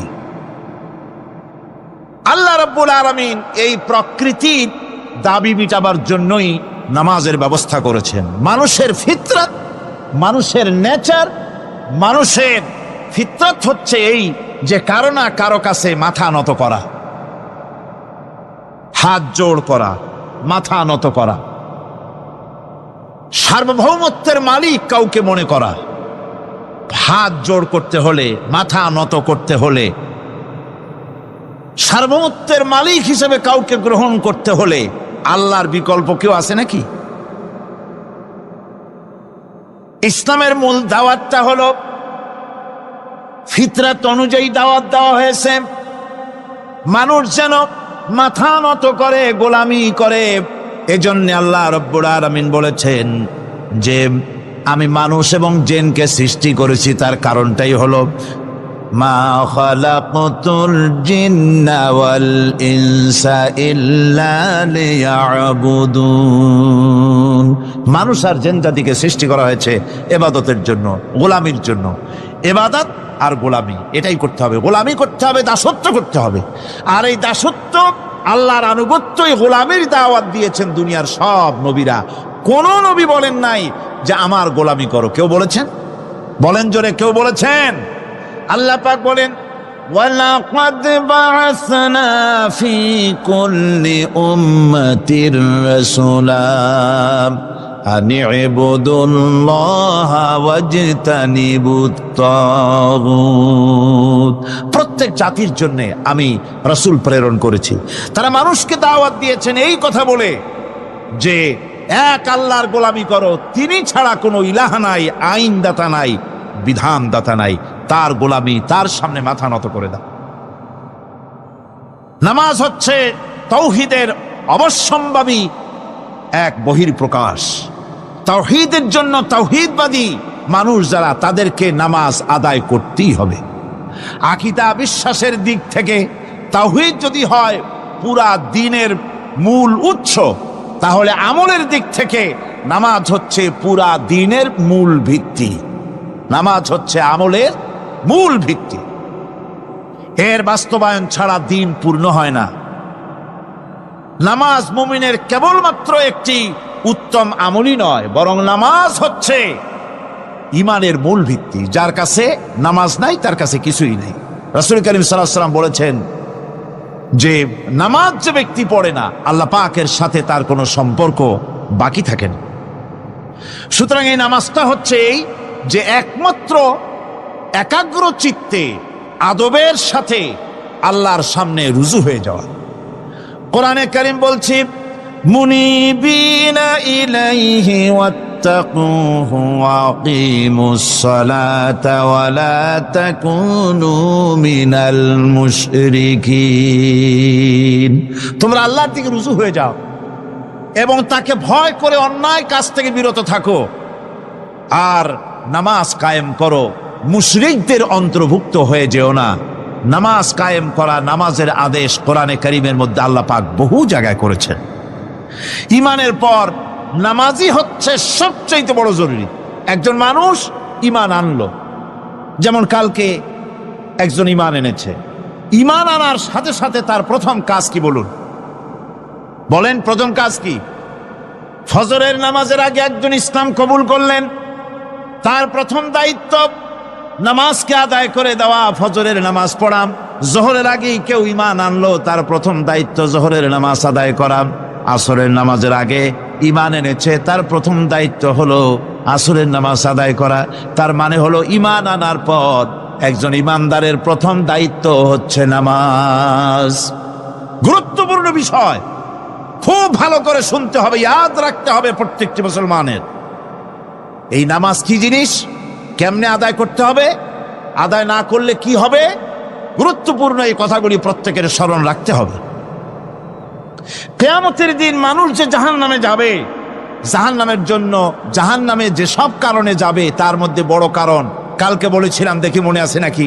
বড় কারণ কয়টা? কয়টা? আলহামদুলিল্লাহ মনে আছে। আল্লাহ রাব্বুল আলামিন বলেন, ইয়াতাসাআলুনা আনিল মুজরিমিন। কিয়ামতের দিন অপরাধীদেরকে জিজ্ঞেস করা হবে, মা সালাকাকুম ফি সাকার, জাহান্নামে কেন আসছো? জবাবে তারা বলবে, ক্বালু লাম নাকু মিনাল মুসাল্লিনা ওয়া লাম নাকু নুতঈমুল মিসকিন। নামাজ পড়ি নাই আর এতিম মিসকিনদের খেতে দেই নাই, এই কারণেই জাহান্নামে এসেছি। কল নাউযুবিল্লাহ। নামাজ যারা পড়বে না জাহান্নামে যেতে হবে। কোথায় যেতে হবে? আকীদাগত দিক থেকে ঈমান হলো তাওহীদের স্বীকৃতি, আর আমলের দিক থেকে নামাজ হচ্ছে তাওহীদের বহির্প্রকাশ। আপনি মুসলমান তা প্রমাণ হবে নামাজ দিয়ে। নামাজহীন ঈমানের দাবি মূল্যহীন। যার নামাজ নাই তার ঈমানের দাবি করার কোনো মূল্যই নেই। অনেক এরকম কথা বলে, হুজুর আমি মানুষটা নিতান্ত খারাপ না, যাই মনে করেন। গ্রামে রাস্তা বানাইছি, ব্রিজ করে দিয়েছি, কালভার্ট করেছি, এতিম মিসকিনরে তাও মাঝে মধ্যে খাবার দেই, বিধবারে কাপড় চোপড় দেই। মানুষটা আমি নিতান্ত খারাপ না, তবে এই মাঝে মধ্যে একটু নামাজ পড়ি না, তাতে কি আমার ইমান নষ্ট হয়েছে নাকি? আমি বলি ভাই, ইমানই তো নাই, নষ্ট হবে কি? ইমান থাকলে না নষ্ট হবে? ইমান নাই। সুতরাং একজন মুসলমান যদি নামাজ না পড়ে, নিজেকে মুসলমান বলে দাবি করার কোনো হক তার নাই, দাবি করার অধিকার নাই। নামাজ হচ্ছে জিন্দিগি, নামাজটাই মূলত জিন্দিগি। নামাজটা কি? জিন্দিগি। আল্লাহ রাব্বুল আলামিন শিখাচ্ছেন, কুল ইন্না সালাতি ওয়া নুসুকি ওয়া মাহইয়ায়া ওয়া মামাতি লিল্লাহি রাব্বিল আলামিন। মুহাব্বতের সাথে সবাই পড়েন, কুল ইন্না সালাতি ওয়া নুসুকি ওয়া মাহইয়ায়া ওয়া মামাতি লিল্লাহি রাব্বিল আলামিন। বলো আমার নামাজ, বলো আমার নামাজ, আমার কোরবানি, আমার হায়াত, আমার মত সবকিছুই আল্লাহ রব্বুল আলামিনের জন্য নিবেদিত। আমার বেঁচে থাকা, আমার মরে যাওয়া সব আল্লাহর জন্য। সে আল্লাহ রব্বুল আলামিন, তার জন্য সবকিছু নিবেদিত করতে হবে। আল্লাহ পাকের গোলাম আমাদের বানিয়েছেন, আল্লাহ আমাদের গোলামি করা লাগবে। আর গোলামির নমুনা যাকাত দিয়া, হজ দিয়া, দাম দিয়া, সদকা দিয়া, কোন জিনিস দিয়ে নামাজের মতো গোলামির উৎকৃষ্ট প্রমাণ বা নমুনা আর কিছুতে নাই। আমি যে গোলাম, তার উৎকৃষ্ট প্রমাণ হচ্ছে নামাজ। নামাজেই একটা মানুষ গোলামির অনুভূতিতে তাকে নিয়ে যায়। বাদশাহ হোক, মন্ত্রী হোক, পীর হোক, মৌলানা হোক, মুহাদ্দিস হোক, বড় লোক হোক, গরিব হোক, পুরুষ হোক, নারী হোক, যাই হোক, নামাজে দাঁড়াইলো, একেবারে কান্ডারে ধরিয়া, কানের কাছে হাত দিয়া, হাত দুটো বাঁধিয়া, মাথা নিচের দিকে দিয়ে দাঁড়ায় গেল। কিসের মতো? আসামির মতো, গোলামের মতো। সুবহানাল্লাহ। এদিক ওদিক তাকাইতে পারবা না, চোখটা থাকবে সেজদা যেখানে দিবা সেখানে। তাকানো নিষেধ, সেজদার দিকে তাকাও। এরপরে যখন রুকুতে গেলেন, গোলামির নমুনা হয়ে গেল। গোলামের এরকম মাথা নিচু করে থাকতে হয় প্রভুর সামনে। গেলেন, রাজা, বাদশাহ, বড় লোক, সব অহংকার চূর্ণ হয়ে গেল। নাক আর কপাল দিয়া আমার মাবুদের দরবারে মাথাটা লাগাই দিলাম জমিনের উপরে। সুবহানাল্লাহ। আমি আমার ভাষায় বলি, আমি আমার ভাষায় কথাটা এভাবে বলি, এই জমিনটা যদি কাগজ হয় আর আমার নাকটার কপালটা যদি কলম হয়, তাহলে আমি যে গোলাম দৈনিক 5 বার আমার নাক আর কপাল দিয়া জমিন নামক কাগজের উপরে, দাস খতের উপরে দৈনিক 5 বার নাক আর কপাল দিয়া সই করে দেই, আল্লাহ আমি তোমার গোলাম, আর কারো গোলাম নই, আমি একমাত্র তোমার গোলাম। ঘুমের থেকে উঠে সেজদা দিয়ে বলি, দুপুরের সময় কাজ ফালাইয়া আর একবার বলি, বিকেল আসার আগেই আসরে আর একবার বলি, দিন যখন শেষ হয় আর একবার বলি, রাতে যখন শুতে যাই আর একবার সেজদা দিয়া ঘোষণা করি, মাবুদ আমি তোমার গোলাম। সুবহানাল্লাহ। নামাজ হচ্ছে ইসলামের গণ্ডির মধ্যে প্রবেশের প্রমাণ। কোরআনে কারীম বলছে, ফাইন তাবু ওয়া আকামুস সালাতা ওয়া আতাউজ যাকাতা ফাইখওয়ানুকুম ফিদ্দীন। সূরা তওবা এসেছে। তারা যদি তওবা করে আর নামাজ কায়েম করে, যাকাত যদি আদায় করে, তাহলে এখন তোমাদের সে দ্বীনি ভাই, এখন ভাই হয়ে গেল। একটু আগে ছিল কাফের, মুশরিক, এখন তোমার দিনী ভাই। দিনের গণ্ডির মধ্যে প্রবেশ করা, কলেমা পড়ার সাথে সাথেই নামাজ। নামাজ হচ্ছে দিনের প্রধান গেট, দিনের প্রধান তোরণ। দিনের মধ্যে প্রবেশ করার জন্য এই গেট দিয়ে প্রবেশ করতে হবে। সুতরাং এই নামাজের এতই গুরুত্ব দেওয়া হয়েছে। ইসলাম যদি ক্ষমতায় আসে, আল্লাহ যেন এনে দেন, জোরে কোন আমিন। ইসলাম যদি ক্ষমতায় এসে যায়, রব্বুল আলামিন তাফসীরে মাহফিল, কোরআন সামনে নিয়ে আশা করে তোমার দরবারে দোয়া করি, এই বিশাল জনসমুদ্রের দোয়া কবুল করো মাবুদ গো, এই বাংলাদেশকে ইসলামের দেশ বানাইয়া দাও। দেশটা যদি ইসলামের হয়ে যায়, আইন যদি আল্লাহর হয়, শাসন যদি সৎ লোকেরা করে, রব্বুল আলামিন কোরআন শরীফে বলেন, তাহলে তারা 4টা কাজ করবে। আল্লাযীনা ইম্মাক্কান্নাহুম ফিল আরদ আকামুস সালাতা ওয়া আতাউজ যাকাত ওয়া আমারু বিল মা'রুফি ওয়া নাহাউ আনিল মুনকার। মুমিনেরা ক্ষমতায় এসে প্রথম যে কাজটা করবে, প্রথমে ক্ষমতায় এসেই নামাজ বাধ্যতামূলক করবে। প্রথম কি? ওয়াজ নসিহতে অনুরোধ করা হবে না, বাবাজিরা আল্লাহর রাস্তায় নামাজটা পড়ে না। রেডিও এবং টেলিভিশনের মাধ্যমে রাষ্ট্রপ্রধান অর্ডার করে দিবেন, আজ থেকে বাংলাদেশের 12 কোটি তাওহীদি জনতা, নারী পুরুষ যারা আকেল বালিগ, সকলের জন্য নামাজ বাধ্যতামূলক, নামাজ পড়তেই হবে। এটা অর্ডার। বেলা যখন 1টা বেজে যাবে, বেলা যখন 1টা বাজবে, সমস্ত মসজিদে আজান শুরু হয়ে যাবে। আজানের সাথে সাথে অফিস, আদালত, কল কারখানা, ক্ষেত খামার, শিক্ষাঙ্গন সব ডেডলক হয়ে যাবে। আধা ঘন্টার জন্য বন্ধ হয়ে যাবে। যারা মুসলমান অফিসে, কলেজে, ইউনিভার্সিটিতে, সর্বত্র তারা নামাজের জন্য প্রস্তুতি নেবেন।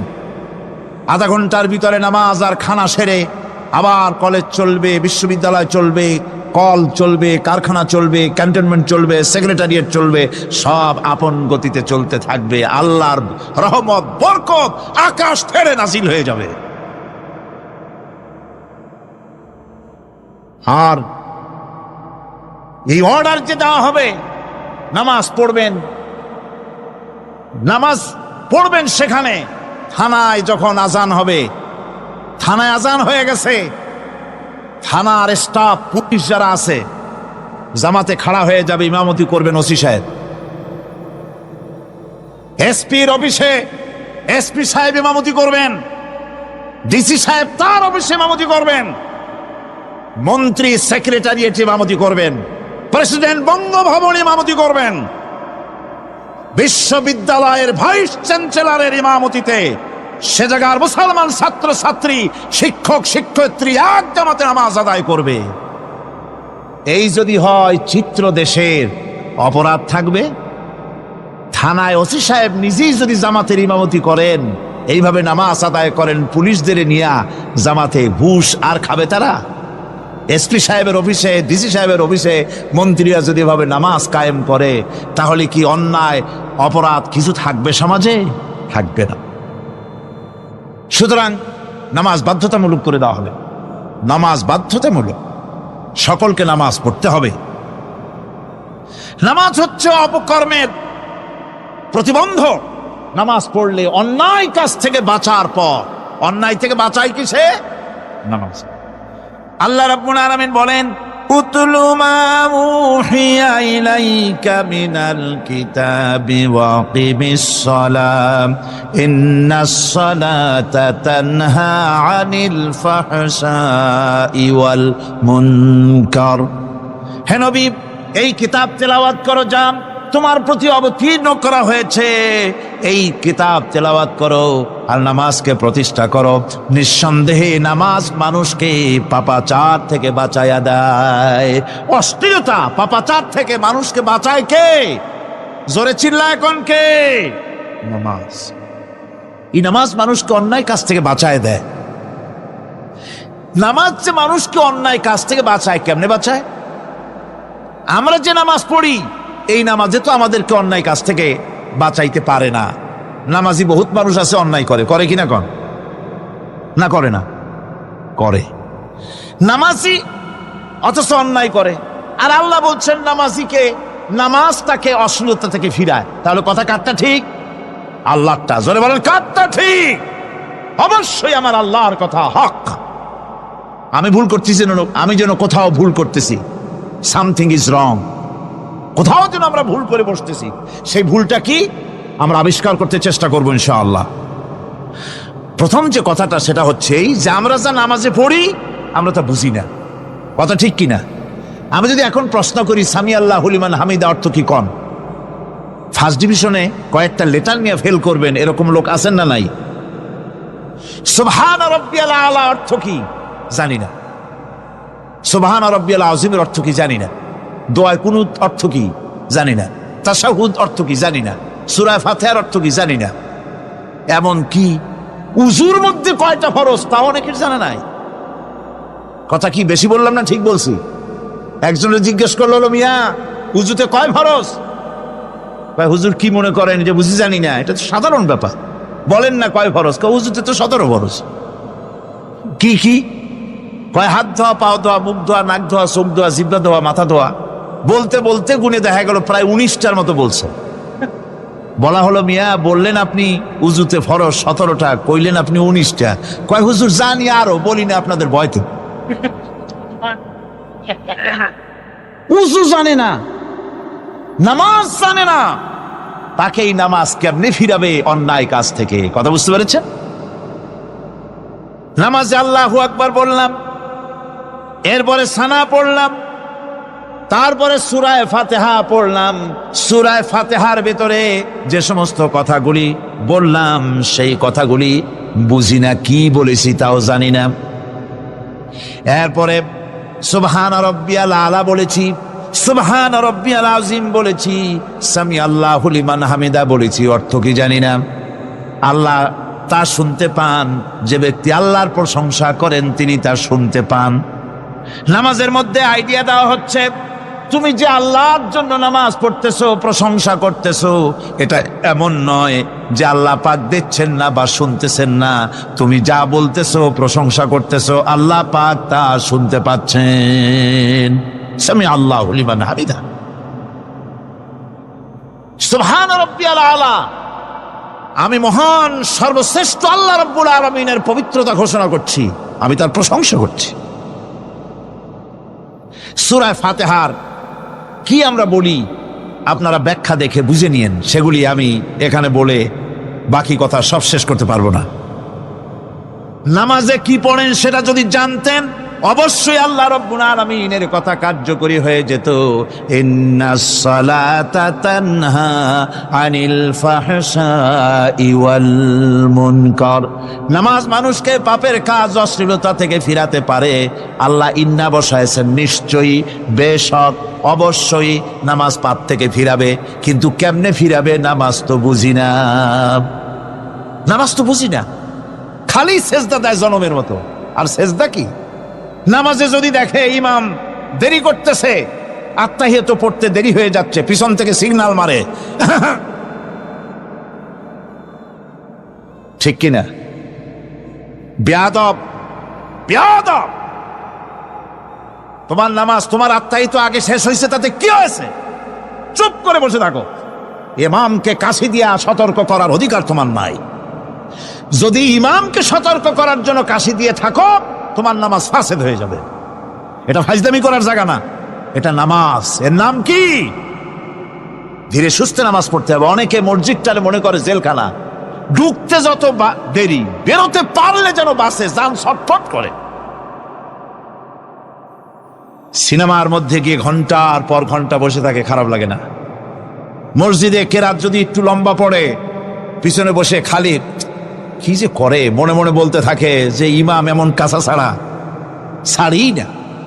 আর গান যখন শোনে, শুনতেই থাকে, কত মজা, ঘুম আসে না।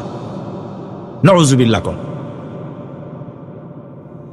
সুতরাং নামাজে কি পড়েন সেটা আপনাকে বুঝতে হবে। সঠিকভাবে নামাজ পড়ার পরও যদি কোনো মানুষের সঠিকভাবে, ভালো করে শোনেন, সঠিকভাবে নামাজ পড়ার পরেও যদি কোনো মানুষ পাপের থেকে না ফেরে, তাহলে বুঝতে হবে একথা, পানি আর সাবান দিয়া কাপড় ধুলে কাপড়ের ময়লা যাবে, কিন্তু পানি আর সাবান দিয়া কয়লা জনমের মতো ধুইলেও কয়লার ময়লা যাবে না। কথা বুঝে আসছে? এর থেকে আর উত্তম দৃষ্টান্ত আমার কাছে নাই। নামাজ পড়ার পরেও যদি চরিত্র ভালো না হয়, বুঝতে হবে নামাজ হচ্ছে না, কাঙ্ক্ষিত মানের নামাজ আদায় হচ্ছে না। আল্লাহর নবী বলেছেন, যার নামাজ পাপ কাজ হতে ফিরাতে পারলো না, তার নামাজ নামাজি নয়। আবার শুনুন, রাসূল বলছেন, যার নামাজ তাকে পাপের কাছ থেকে ফিরাতে পারলো না, তার নামাজ নামাজ নয়, ওটি নামাজ হয় নাই, যার জন্য তার পাপ থেকে তারে ফিরাইতে পারছে না। আর কিয়ামতের দিন বেনামাজিরা সবচাইতে বেশি অপমানিত হবে। সবচাইতে বেশি অপমানিত হবে কারা? বেনামাজিরা। কিভাবে? ইয়াউমা ইউকশাফু আন সাকিন ওয়া ইউদআউনা ইলাস সুজুদি ফালা ইয়াস্তাতিউন। সেদিন কঠিন সময় আল্লাহ রাব্বুল আলামিন লোকদেরকে সিজদা করার জন্য বলবেন, কিন্তু যারা বেনামাজি ছিল দুনিয়ায়, তারা সিজদা দিতে পারবে না। বলেন নাউযুবিল্লাহ। অবস্থাটা কি হবে? খাশিআতান আবসারুহুম তারহাকুহুম যিল্লাহ। তাদের দৃষ্টি নিচু হবে, লাঞ্ছনা এবং অপমান তাদের উপরে চেপে বসবে, সিজদা দিতে পারবে না। আল্লাহ আমাদেরকে ক্ষমা করুন। কিয়ামতের দিন হযরত আদম আলাইহিস সালাম থেকে শুরু করে পৃথিবীর সমস্ত মানুষের সামনে আল্লাহ রাব্বুল আলামিন সিজদা করার জন্য অর্ডার করবেন। যারা নাকি বেনামাজি, ওরা আল্লাহর দরবারে সেদিন সিজদা দিতে পারবে না, লাঞ্ছিত অপমানিত হবে। জোরে কোন নাউযুবিল্লাহ। নামাজ, মুমিনের নামাজ একরকম, মুনাফিকের নামাজ হলো আর এক রকম। মুনাফিকরাও নামাজ পড়ে, পড়ে কিনা কন? মুনাফিকেরাও নামাজ পড়ে। মুনাফিকেরা যখন নামাজ পড়তে যায়, আল্লাহ রাব্বুল আলামিন বলতেছেন, ওয়া ইযা কামু ইলাস সালাতি কামু কুসালা। মুনাফিকেরা যখন নামাজ পড়তে দাঁড়ায়, নামাজে আসে ঠিক তারা, কিন্তু নামাজের জন্য দাঁড়ায় খুব শৈথিল্য ভারে, শৈথিল্য ভাবে দাঁড়ায়, কাহিলি সুস্তি, এ জায়গা চুলকায়, পায়জামা ধরে টান দেয়, টুপিটা ঘুরে আয়, এদিক ওদিক তাকায়। মুনাফিকের নামাজ দেখলেই ঠিক পাওয়া যায় যে বেটা মুনাফিক। এইভাবে সে দাঁড়ায়। তার নামাজটা কি জন্য? ইউরাউনান নাসা ওয়া লা ইয়াযকুরুনাল্লাহা ইল্লা কালিলা। তাদের নামাজ হচ্ছে মানুষকে দেখাবার নামাজ। নাউযুবিল্লাহ। এখন দেখবেন এই মৌসুম আসছে, নামাজের মৌসুম, বেনামাজিদের নামাজের মৌসুম। জনসভা হচ্ছে, নির্বাচন আসতেছে, নামাজে রক্ত হয়ে গেছে, তাড়াতাড়ি আজান হয়ে গেল। টুপি না থাকলে রুমাল একটা মাথায় দিল, উজু আছে কি না আছে, আল্লাহু আকবার, যা আছে কপালে হয়ে যাক। মানুষকে দেখাবার জন্য এরা নামাজ পড়ে। এরা আল্লাহ শরণার্থে নামাজ খুব কম লোকই পড়ে। এরা হচ্ছে মুনাফিক। দুনিয়া এবং আখিরাতে কল্যাণের জন্য একমাত্র মাধ্যম হচ্ছে নামাজ। দুনিয়াও যদি কল্যাণ চাই, আখিরাতেও যদি কল্যাণ চাই, তাহলে এর জন্য কি করতে হবে? কি করতে হবে? আমার কথা নয়, আল্লাহ রাব্বুল আলামিনের কথা শুনুন। রব্বুল আলামিন বলেন, ক্বাদ আফলাহাল মুমিনুন আল্লাযীনা হুম ফি সালাতিহিম খাশিউন ওয়াল্লাযীনা হুম লিয-যাকাতি ফাঈলুন ওয়াল্লাযীনা হুম লিফুরুজিহিম হাফিজুন। নিশ্চিতভাবে সেই সব মুমিন কল্যাণ লাভ করবে, নিশ্চিতভাবে। তারা হচ্ছে ওই সব লোক যারা নিজেদের নামাজ ভীতি মিশ্রিত, বিনয় ভাবে, ভীতি মিশ্রিত অবস্থায় বিনয়ের সাথে যারা নামাজ আদায় করে, যারা বেহুদা কাজ থেকে বিরত থাকে, যারা যাকাতের পন্থায় কর্মতৎপর হয়, আর যারা নিজের লজ্জাস্থানকে হেফাজত করে। এরপরে আল্লাহ পাক বলেন ওয়াল্লাযীনা হুম লিআমানাতিহিম ওয়া আহদিহিম রাউন ওয়াল্লাযীনা আলা সালাওয়াতিহিম ইউহাফিজুন ওয়াল্লাযীনা আলা সালাতিহিম হাফিজুন। আর যারা তাদের আমানতকে পূর্ণ করে, আমানত এবং তাদের ওয়াদা চুক্তি পূর্ণ করে, এবং যারা নিজেদের নামাজ সমূহকে পূর্ণভাবে হক আদায় করে নামাজ পড়ে, নামাজের যারা হেফাজত করে, এরা কারা? এরা হচ্ছে উলাইকা হুমুল ওয়ারিসুন আল্লাযীনা ইয়ারিসুনাল ফিরদাউসা হুম ফিহা খালিদুন। এরা হচ্ছে সেই সব লোক, এরা উত্তরাধিকার হচ্ছে জান্নাতের উত্তরাধিকার, জান্নাতুল ফিরদাউসে আল্লাহ রাব্বুল আলামিন এই গুণ বিশিষ্ট লোকদের জন্য জায়গা করে দিবেন। জোরে কোন সুবহানাল্লাহ। নামাজকে পড়তে বলা হয়নি, কোরআন শরীফে বলা হয়েছে নামাজ কায়েম করো। কি বলা হয়েছে কন্ত দেখি? নামাজ কায়েম করো, নামাজ পড়ো। এই কথা কিন্তু কোরআন শরীফে কোনো জায়গায় আছে নাকি? এখন কায়েম করা কারে বলে? একটা গুরুত্বপূর্ণ আরেকটি বিষয়, নামাজ কায়েম করতে বলা হয়েছে। কায়েম কি? কায়েমটা হচ্ছে দৃষ্টান্ত স্বরূপ বলা যায় যে জিনিসটা সমাজে প্রতিষ্ঠিত আছে ওইটারে বলে কায়েম হওয়া, আর যেটা প্রতিষ্ঠিত নাই ওটা কায়েম নাই। কায়েম মানেই হলো প্রতিষ্ঠিত থাকা। যেমন আমাদের দেশে, আমাদের সমাজে নারী পুরুষ শিশু বৃদ্ধ সকলেই কাপড় পরা, শাড়ি পরা, লুঙ্গি পরা, এই কাপড় পরাটা কায়েম আছে, প্রতিষ্ঠিত আছে না নাই? যার কারণে কাপড় পরা সমাজে কায়েম আছে বলে উলঙ্গ মানুষ সমাজে খুঁজে পাওয়া যায় না, পাগল ছাড়া। ঠিক কিনা? একটা বাচ্চাকেও যদি উলঙ্গ হতে বলেন এখানে, 5 বছর 6 বছর একটা বাচ্চাকেও, সে কিন্তু রাজি হবে না। ঠিক কিনা? যেহেতু কাপড় পরা সমাজে প্রতিষ্ঠিত আছে সেহেতু উলঙ্গ মানুষ পাওয়া যায় না, কাপড় পরাটাই এখানে প্রতিষ্ঠিত। সুতরাং এখন অবস্থাটা এই হয়েছে, কাপড় পরা প্রতিষ্ঠিত আছে বলে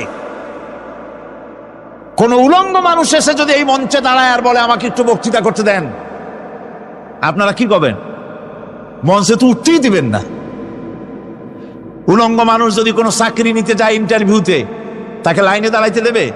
দেবে না। এমন কি উলঙ্গ হয়ে যদি বাড়িতে প্রবেশ করে তার বউ দূর দূর করে তাড়ায় দেবে। ঠিক কিনা? যেহেতু সমাজের ভিতরে কাপড় প্রতিষ্ঠিত আছে সেই জন্য এই উলঙ্গ মানুষ পাওয়া যায় না। অনুরূপভাবে নামাজ যদি প্রতিষ্ঠিত হতো সমাজের ভিতরে, তাহলে বেনামাজি খুঁজে পাওয়া যেত না। চাকরি করতে গেলে সেখানে নামাজ মানদণ্ড হয়ে যেত, নামাজ পড়ে কিনা তা দেখে নেওয়া হতো। বেনামাজি লোক পাওয়াই যেত না যদি প্রতিষ্ঠিত থাকতো।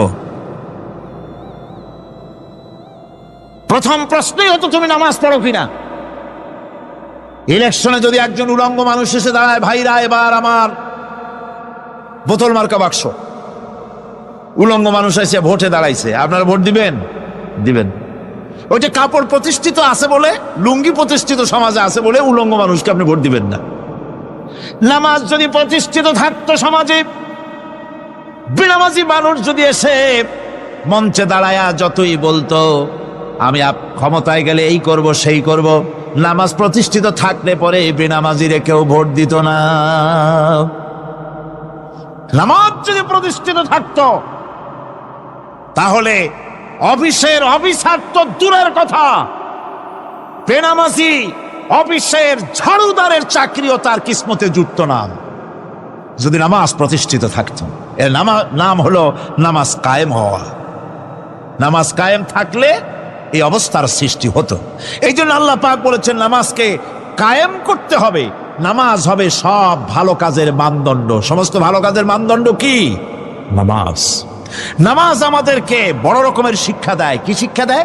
নামাজ আমাদের শিখায় ঐক্য আর ভ্রাতৃত্ব, ভ্রাতৃত্বের আর ঐক্যের শিক্ষা দেয়। এক নেতার আনুগত্য করা শিখায়। জামাত যত বড় হোক ইমাম হবে কয়জন? একজন ইমাম হবে। আর এই ইমাম মানে কি? নেতা। ইমাম মানে কি? নেতা নির্বাচন শিখায় নামাজে। নেতা নির্বাচন কে শিখায়? নামাজ শিখায়। বোঝেন খুব ভালো করে। কিভাবে? মনে করুন চট্টগ্রাম শাহী মসজিদে ইমাম প্রয়োজন। এখন সেই ইমাম নেওয়ার জন্য ইন্টারভিউ কল করা হলো, বিজ্ঞাপন দেওয়া হলো পত্রিকায়। অনেক আলেম আসলেন। ইন্টারভিউ বোর্ডে যারা বসলেন তারা ইন্টারভিউটা কিভাবে নেবেন? যার মাথার চুল লম্বা বেশি তার ইমামতি দেওয়া হবে, যার লুঙ্গিটা পায়ের গিরার তলে তারে দেওয়া হবে, যার মোষটা মুখের মধ্যে গিয়া ঢুকছে, হাসি দিলে বুঝাই যায় না হাসে না কান্দে, তারে দিবে। দাড়িগুলা কামাইছে তারে দেবে। সিগারেট খায় বা অবশ্য চট্টগ্রাম আর সিলেটে সিগারেটের ফতোয়া ভিন্ন রকম। বরিশালে আমি যেখানে জন্মগ্রহণ করেছি, আমার এলাকায় কোনো আলেম যদি সিগারেট খায়, মসজিদের ইমাম তো ভালো, মসজিদ ঝাড়ু দিতেও ঢুকতে দেবে না মসজিদে। এটা এই এলাকার এক রকমের কায়দা। আমি এটার ব্যাপারে কথা নাইবে বললাম।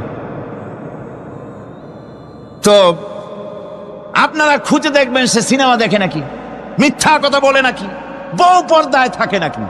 এগুলি মাইক্রোস্কোপ যন্ত্র দিয়ে ইমামের মাথা থেকে পা পর্যন্ত দেখবেন কিনা কন? আচ্ছা এবার কন তো দেখি, এই ইমাম সাহেব ইমামতি করবে কতজন লোকের? 500, 1000। শাহী মসজিদে ধরেন 5000 লোক হইল। 5000 লোক, 5000 লোকের ইমাম নির্বাচনের সময় পা থেকে শুরু করে মাথা পর্যন্ত দেখেন, এমনকি বউ পর্যন্ত। বৌমনি আনিয়ে দেখেন না, পর্দায় থাকি কিনা এইটা আপনারা দেখেন, ঠিক কিনা? এ খবরটা নেন। 5000 লোকের একটা ইমাম বানাতে গিয়ে মাইক্রোস্কোপ যন্ত্র দিয়ে দেখেন মোষ কেমন, দাড়ি কেমন, চুল কেমন, পাও কেমন, হাত কেমন, হাতে নখ লম্বা কিনা, দাঁতে ছাতা কিনা, বউ পর্দায় থাকে কিনা, মিথ্যা কথা কয় কিনা, এত দেখেন। আর যখন নির্বাচন আসে তখন 2.5 থেকে 3 লক্ষ মানুষের জন্য একজন এমপি নির্বাচিত হয়। সেই ইমামকে বাছাই করার জন্য নামাজ পড়ে কিনা, জিনাকার কিনা, মদখোর কিনা, সুদখোর কিনা, ঘুষখোর কিনা, বদমাশ কিনা বাছাই করা হয় না।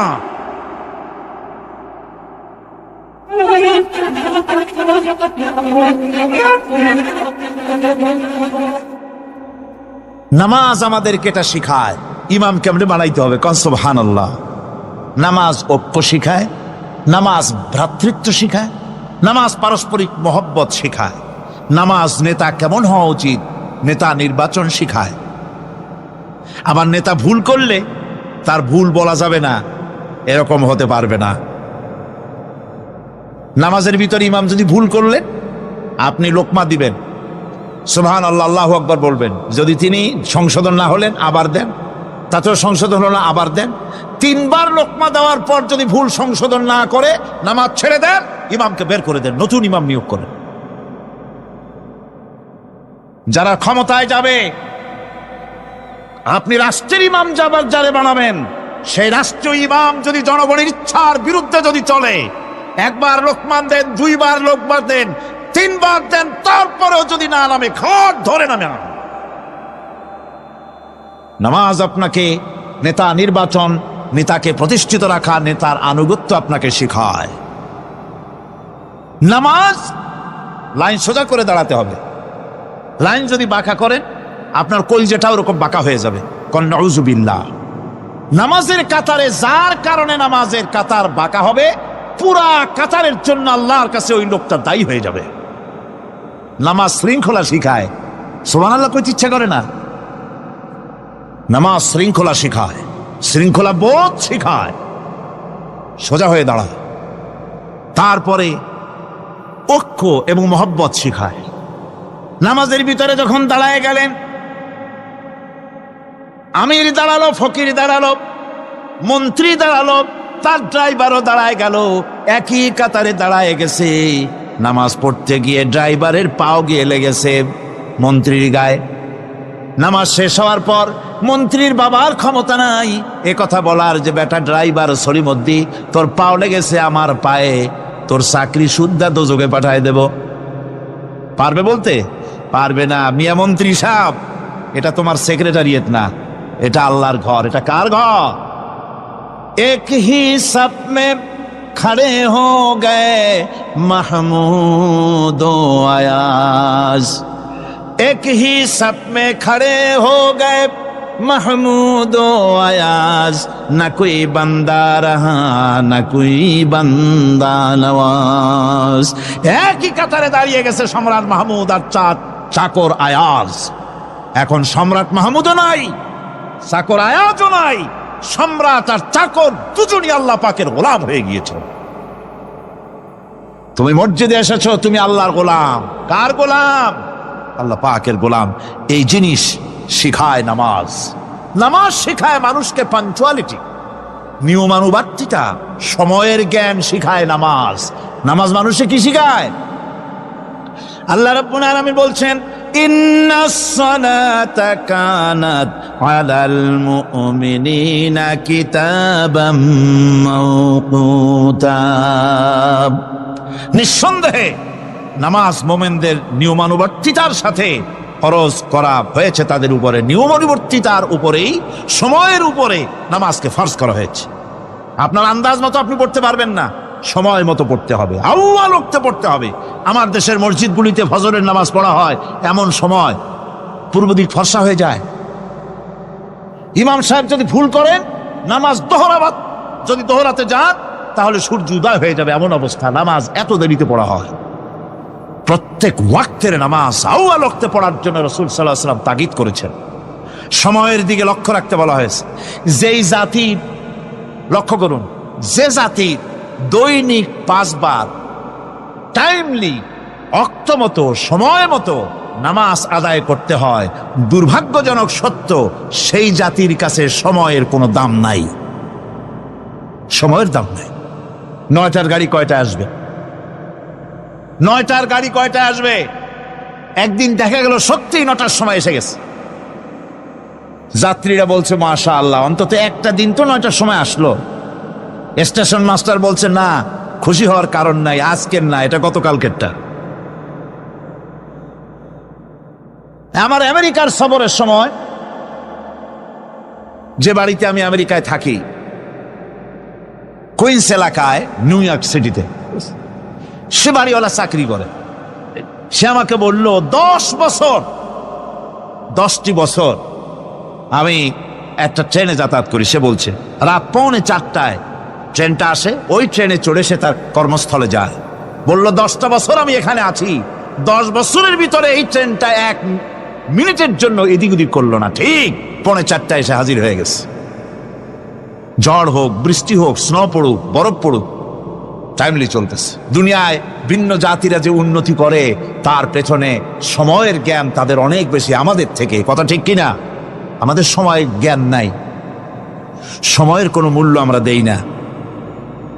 2টার সময় মিটিং হবে, মন্ত্রী সাহেব আসেন 5টার সময়, ঠিক কিনা? বক্তৃতার জন্য সময় দেওয়া হয়েছে 20 মিনিট, নাহমাদু ওয়া নুসাল্লি আলা কইয়া সুর দিয়া 35 মিনিট গেছে নাহমাদু কইতে কইতে। সময় 20 মিনিট, তার মনেই নেই। এই যে সময়ের জ্ঞান নাই, এটা ব্যর্থতা। নামাজ মানুষকে সময়ের জ্ঞান শিখায়। কোন আলহামদুলিল্লাহ। এই সময়ের জ্ঞান আমাদেরকে শিখতে হবে।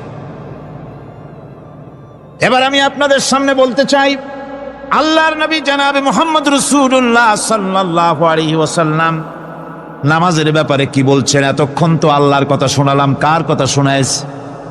আমার আল্লাহর নবী বলেন, নবীকে প্রশ্ন করা হলো, ইয়া রাসূলুল্লাহ, আইয়ু শাইইন আহাব্বু ইনদাল্লাহি ফিল ইসলাম, ইসলামের মধ্যে আল্লাহর কাছে কোন জিনিসটা বেশি প্রিয়?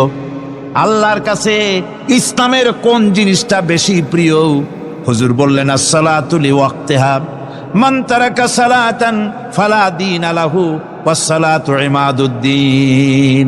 আল্লাহর কাছে সবচাইতে বেশি প্রিয় হচ্ছে নামাজ। সবচাইতে প্রিয় কি? নামাজ। ওয়াক্ত মতো নামাজ আদায় করা আল্লাহ পাকের বেশি প্রিয়। আর এই নামাজ হচ্ছে দ্বীনের খুঁটি। এটা দ্বীনের কি? খুঁটি। এই যে খুঁটিগুলো আছে, খুঁটিগুলো ফালাই দিলে তারপরে আপনার এই প্যান্ডেল থাকবে? থাকবে না। বিল্ডিং এর পিলার ভেঙে দেন, বিল্ডিং টিকবে? ঘরের খুঁটিগুলি উড়াই ফেলেন, ঘর টিকবে? টিকবে না। দ্বীনের খুঁটি হচ্ছে নামাজ। লা দীনা লিমান লা সালাতা লাহু, যার কাছে দ্বীন নাই, যার কাছে নামাজ নাই, তার কাছে কি নাই? দিন নাই, ঈমান নাই। আল্লাহর নবী বলেছেন, ওয়ান জাবির রাদিয়াল্লাহু তাআলা আনহু قال قال رسول الله صلى الله عليه وسلم بين العبد وبين الكفر ترك الصلاة। আল্লাহ পাকের নবী বলেন, আল্লাহর বান্দার মুমিন, আল্লাহর বান্দার কাফের, দুইজনের মধ্যে পার্থক্য হলো যে ব্যক্তি নামাজ পড়ে সে আল্লাহর গোলাম, যে নামাজ পড়ে না সে কাফের হয়ে গেল। যে নামাজ পড়লো না সে কাফের হয়ে গেল। মান তারাকা সালাতান মুতাআম্মিদান ফাকাদ কাফারা, যে ব্যক্তি ইচ্ছে করে নামাজ ছেড়ে দিল সে কাফের হয়ে গেল। বলেন নাউযুবিল্লাহি মিন যালিক। এই জন্য নামাজ আদায় করা বাধ্যতামূলক প্রত্যেকটি মুসলমানের জন্য। রাসূল করিম সাল্লাল্লাহু আলাইহি সাল্লাম একটা দৃষ্টান্ত দিয়েছেন, কারো বাড়ির সামনে যদি একটা নাহার থাকে, একটা পুকুর থাকে, একটা খাল থাকে প্রবাহিত, এতে যদি ওই বাড়িওয়ালা দৈনিক 5 বার গোসল করে তাহলে তার গায়ে কি কোনো ময়লা থাকে? হুজুর, সাহাবীরা বললেন না হুজুর, থাকে না। হুজুর বললেন এটাই হলো নামাজের দৃষ্টান্ত। 5 ওয়াক্ত নামাজ যে আদায় করবে সে গুনাহ থেকে আল্লাহ পাক তাকে পবিত্র করে দিবেন। সুবহানাল্লাহ ওয়া বিহামদিহি। আমার ভাইয়েরা, নামাজ পড়লে পরে এক জুমা থেকে আর এক জুমা পর্যন্ত মানুষ যে সমস্ত গুনাহ করে, কবিরা গুনাহগুলি বাদে, শিরক আর কবিরা গুনাহগুলি বাদে যত গুনাহ আছে তার কাফারা হয়ে যায়। নামাজ যে সঠিকভাবে আদায় করবে, এই নামাজটা একটা কঠিন কাজ। নামাজটা কি কাজ? কে বলতেছেন এ কথা? আল্লাহ পাক। ওয়া ইন্নাহা লাকাবীরাতুন ইল্লা আলাল খাশিঈন। নামাজ একটা ভারী জিনিস, একটা কঠিন জিনিস। কাদের জন্য কঠিন নয়? যারা নাকি আল্লাহ পাককে ভয় করে। আল্লাযীনা ইয়াযুন্নুনা আন্নাহুম মুলাকু রাব্বিহিম ওয়া আন্নাহুম ইলাইহি রাজিউন। যারা নাকি একথা মনের ভিতরে ধারণা করে যে আল্লাহ রাব্বুল আলামিনের দরবারে আমার হাজির হওয়া লাগবে, মোলাকাত করা লাগবে, এই চিন্তা যারা করে তাদের জন্য নামাজ মোটেই কষ্টকর নয়, নামাজ মোটেই তাদের জন্য অসহনীয় নয়, বোঝা নয়, ভার নয়। তারা নামাজ আদায় ঠিকই করবে। এই জন্যে বিবি, বাল বাচ্চা সকলকে নামাজের জন্য তাকিদ করতে হবে। যত ভাই এখানে এসেছেন নিজেরা পড়বেন, বিবি বাল বাচ্চাকে তাকিদ করবেন। আল্লাহ পাক বলছেন, ওয়ানজির আশীরাতাকাল আকরাবিন, তোমার নিকটবর্তী যারা আছে তাদেরকে তুমি আল্লাহর ভয় দেখাও। নামাজের জন্য তাদেরকে বলো, আল্লাহর ভয় তাদের অন্তঃকরণের মধ্যে সৃষ্টি করে দাও। আর এই নামাজ পড়তে হবে জামাতের সাথে। নামাজ পড়তে হবে কিছুর সাথে? জামাতের সাথে। রাসূল করিম সাল্লাল্লাহু আলাইহি ওয়াসাল্লাম বলছেন, হুজুরের কাছে, আল্লাহর নবীর কাছে, হযরতে আবু হুরায়রা রাদিয়াল্লাহু তাআলা আনহু হাদিসটি বর্ণনা করেছেন। হুজুরের কাছে একজন অন্ধ লোক এলো। সেই অন্ধ লোক এসে বললেন, হুজুর আমি তো চোখে দেখি না, জামাতের যে গুরুত্বের কথা আপনি বললেন, আমাকে কি রুখসত দেওয়া যায় নাকি? আমি অনেক সময় সাথী সঙ্গী পাই না, আমাকে কি রুখসত দেওয়া যায় নাকি? হুজুর বললেন, হ্যাঁ তোমাকে রুখসত দেওয়া গেল। অন্ধ যখন হেঁটে যাচ্ছিলেন নবীজি তাকে আবার ডাকলেন, ডেকে জিজ্ঞেস করলেন, অন্ধ, নামাজের মসজিদের আজান কি তোমার কানে যায়? বলে হ্যাঁ আমি আজান শুনি। হুজুর বললেন, আজানের জবাব দিবা, মসজিদে এসে জামাতে নামাজ পড়বা। একজন অন্ধকে রুখসত দেওয়া হয় নাই। মসজিদে আজান শোনার পর ঘরে বসে যদি নামাজ আদায় করেন, নামাজের হক আদায় হবে না। হুজুর সাল্লাল্লাহু আলাইহি ওয়াসাল্লাম বলেছেন, মসজিদে আজান হওয়ার পর যে ব্যক্তি ঘরে বসে নামাজ পড়ে, আমার ইচ্ছা হয় ঘরটা আগুন দিয়ে জ্বালায় দেই। কে বলতেছেন? রাহমাতুল লিল আলামিন বলতেছেন। রাহমাতুল লিল আলামিন বলতেছেন, ঘরের মধ্যে যদি মেয়ে লোক আর বাচ্চারা যদি না থাকতো তাহলে আমার ইচ্ছা হয় আমি বলি আগুন দিয়ে ঘরটারে জ্বালায় দাও। এই ঘরের মহব্বতেই তো সে বাইর হয় না। নামাজের এত বড় গুরুত্ব দেওয়া হয়েছে। আমার বন্ধুগণ, এই নামাজের জামাতি আল্লাহর নবী জীবনের শেষ নামাজ জামাতে আদায় করেছেন। জীবনের শেষ নামাজটাও জামাতে আদায় করলেন। তখন তার এমন অবস্থা, এত অসুস্থ, দাঁড়াতে পারেন না, হাঁটতে পারেন না। দুইজন সাহাবীর কাঁধের উপরে ভর করে তারপরে বহু কষ্ট করে মসজিদে গিয়ে নামাজ আদায় করেছেন, খুতবা দিয়েছেন। বললেন, খুতবা দিতে গিয়ে বললেন, আজ থেকে মসজিদে নববীর চতুর্দিকের সকলের দরজা বন্ধ হয়ে যাবে, শুধু আবু বকরের দরজাটা খোলা থাকবে। আল্লাহর নবী বললেন, আল্লাহ রাব্বুল আলামিন এই পৃথিবীতে তার এক বান্দাকে জাগতিক সব সম্পদ দিতে চেয়েছিলেন, কিন্তু সে বান্দা সব জাগতিক সম্পদকে উপেক্ষা করে মাবুদের সঙ্গে দেখা করা বেশি জরুরি, বেশি পছন্দ মনে করেছেন। এতটুকুন কথা নবীজি বললেন, কেউ কিছু বুঝলো না। হযরতে আবু বকর রাদিয়াল্লাহু তাআলা আনহু হুজুরের এই কথা শুনে কাঁদতে কাঁদতে তিনি অস্থির হয়ে যাচ্ছেন। সাহাবীরা চিন্তা করলেন, হুজুর কার না কার কথা বলেছেন, তাতে কান্নার কি আছে?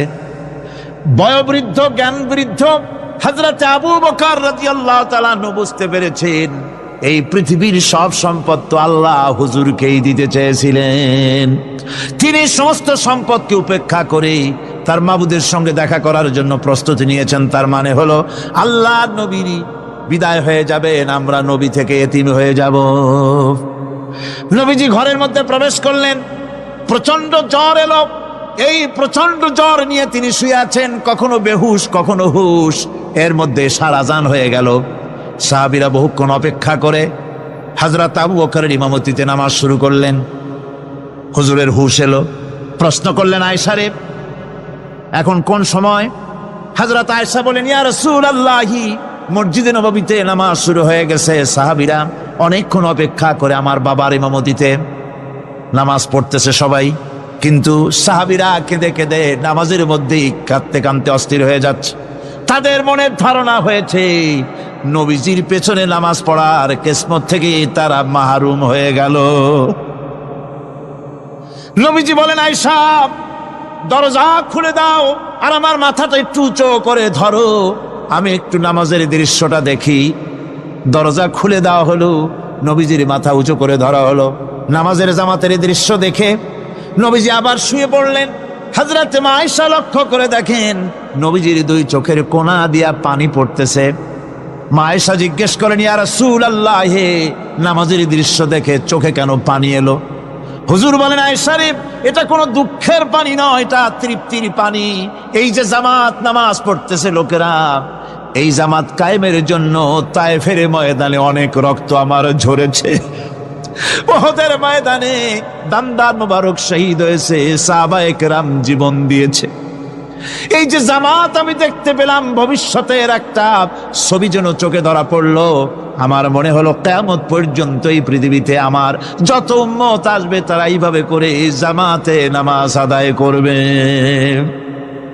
নবীজি মাথার কাছে মালাকুল মউত যখন এসে গেছেন, আমার ভাইরা, এই পৃথিবীতে যত নবীরা এসেছিলেন মৃত্যুর সময় সমস্ত নবীরা শেষ কথা যেটা বলেছেন, হাদিস, সমস্ত নবীরা উম্মতের জন্য মৃত্যুর মুহূর্তে শেষ কথা যেটা বলেছেন সেটা হলো আসসালাত, আসসালাত, নামাজ, নামাজ। আমার নবী যখন বিদায় হয়ে যান, বিদায় মুহূর্তে মেয়ের কথা বললেন না, কলিজার টুকরা নাতির কথা বললেন না, জামাইয়ের কথা বললেন না, স্ত্রীর কথা বললেন না। মৃত্যুর সময় শেষ কথা বললেন, আসসালাত, আসসালাত ওয়া মা মালাকাত আইমানুকুম, নামাজ, নামাজ, আমার উম্মতেরা নামাজ, আমার উম্মতেরা নামাজ ছেড়ে দিও না, নামাজ।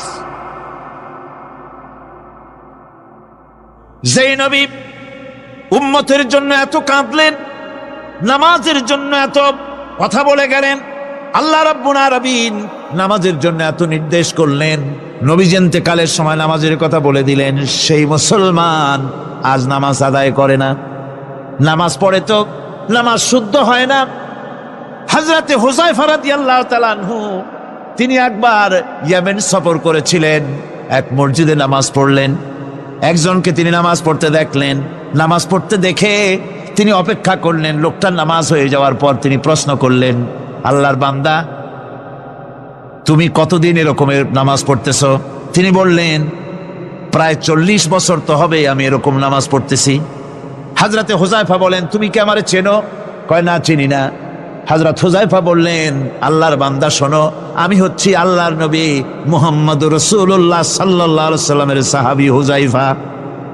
ও আল্লাহর বান্দা, তুমি যেভাবে নামাজ পড়েছো এইরকম যদি 40 বছর নামাজ পড়ে থাকো, আল্লাহর কসম করে বলি, নবীজি যে নামাজ শিখাইছেন তোমার সে নামাজ হয় নাই। রাসূলুল্লাহ নামাজ হয় নাই, নামাজ পড়লেই হবে না। রাসূলুল্লাহ বলেছেন, সাল্লু কামা রাআইতুমুনি উসাল্লি, নামাজ পড়ো সেইভাবে যেভাবে আমারে পড়তে দেখো। বিশ্বাস করুন ভাইরা, নামাজ যদি না হয়, হরতাল করিয়া, মিছিল করিয়া, বিক্ষোভ করিয়া, যে কোনো আন্দোলন করে ইসলামকে বিজয়ী করা যাবে না যতক্ষণ পর্যন্ত নামাজ সহি না হবে। নামাজ হচ্ছে ফাউন্ডেশন, নামাজ নাই কিচ্ছু নাই। ঠুকঠাক করে 2টা সেজদা দিয়ে উঠে যাবেন, আপনার ইসলামী আন্দোলনের 4 পয়সার দাম নাই। নামাজ আগে, জিহাদের ময়দানেও নামাজ, যেখানে আছেন ওখানেই নামাজ পড়তে হবে, আর তা পড়তে হবে আদবের সাথে, মুহাব্বতের সাথে।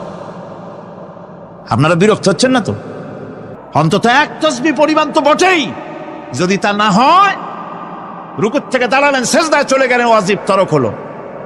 সেজদা দিলেন না, নামাজ ফাসেদ হয়ে গেল, নষ্ট হয়ে গেল নামাজ। এটা পাগলামি না। নামাজ সহিভাবে আদায় করতে হবে। নামাজ থেকে দাঁড়াবেন, রুকুর থেকে দাঁড়ায় গেলেন, বলবেন রব্বানা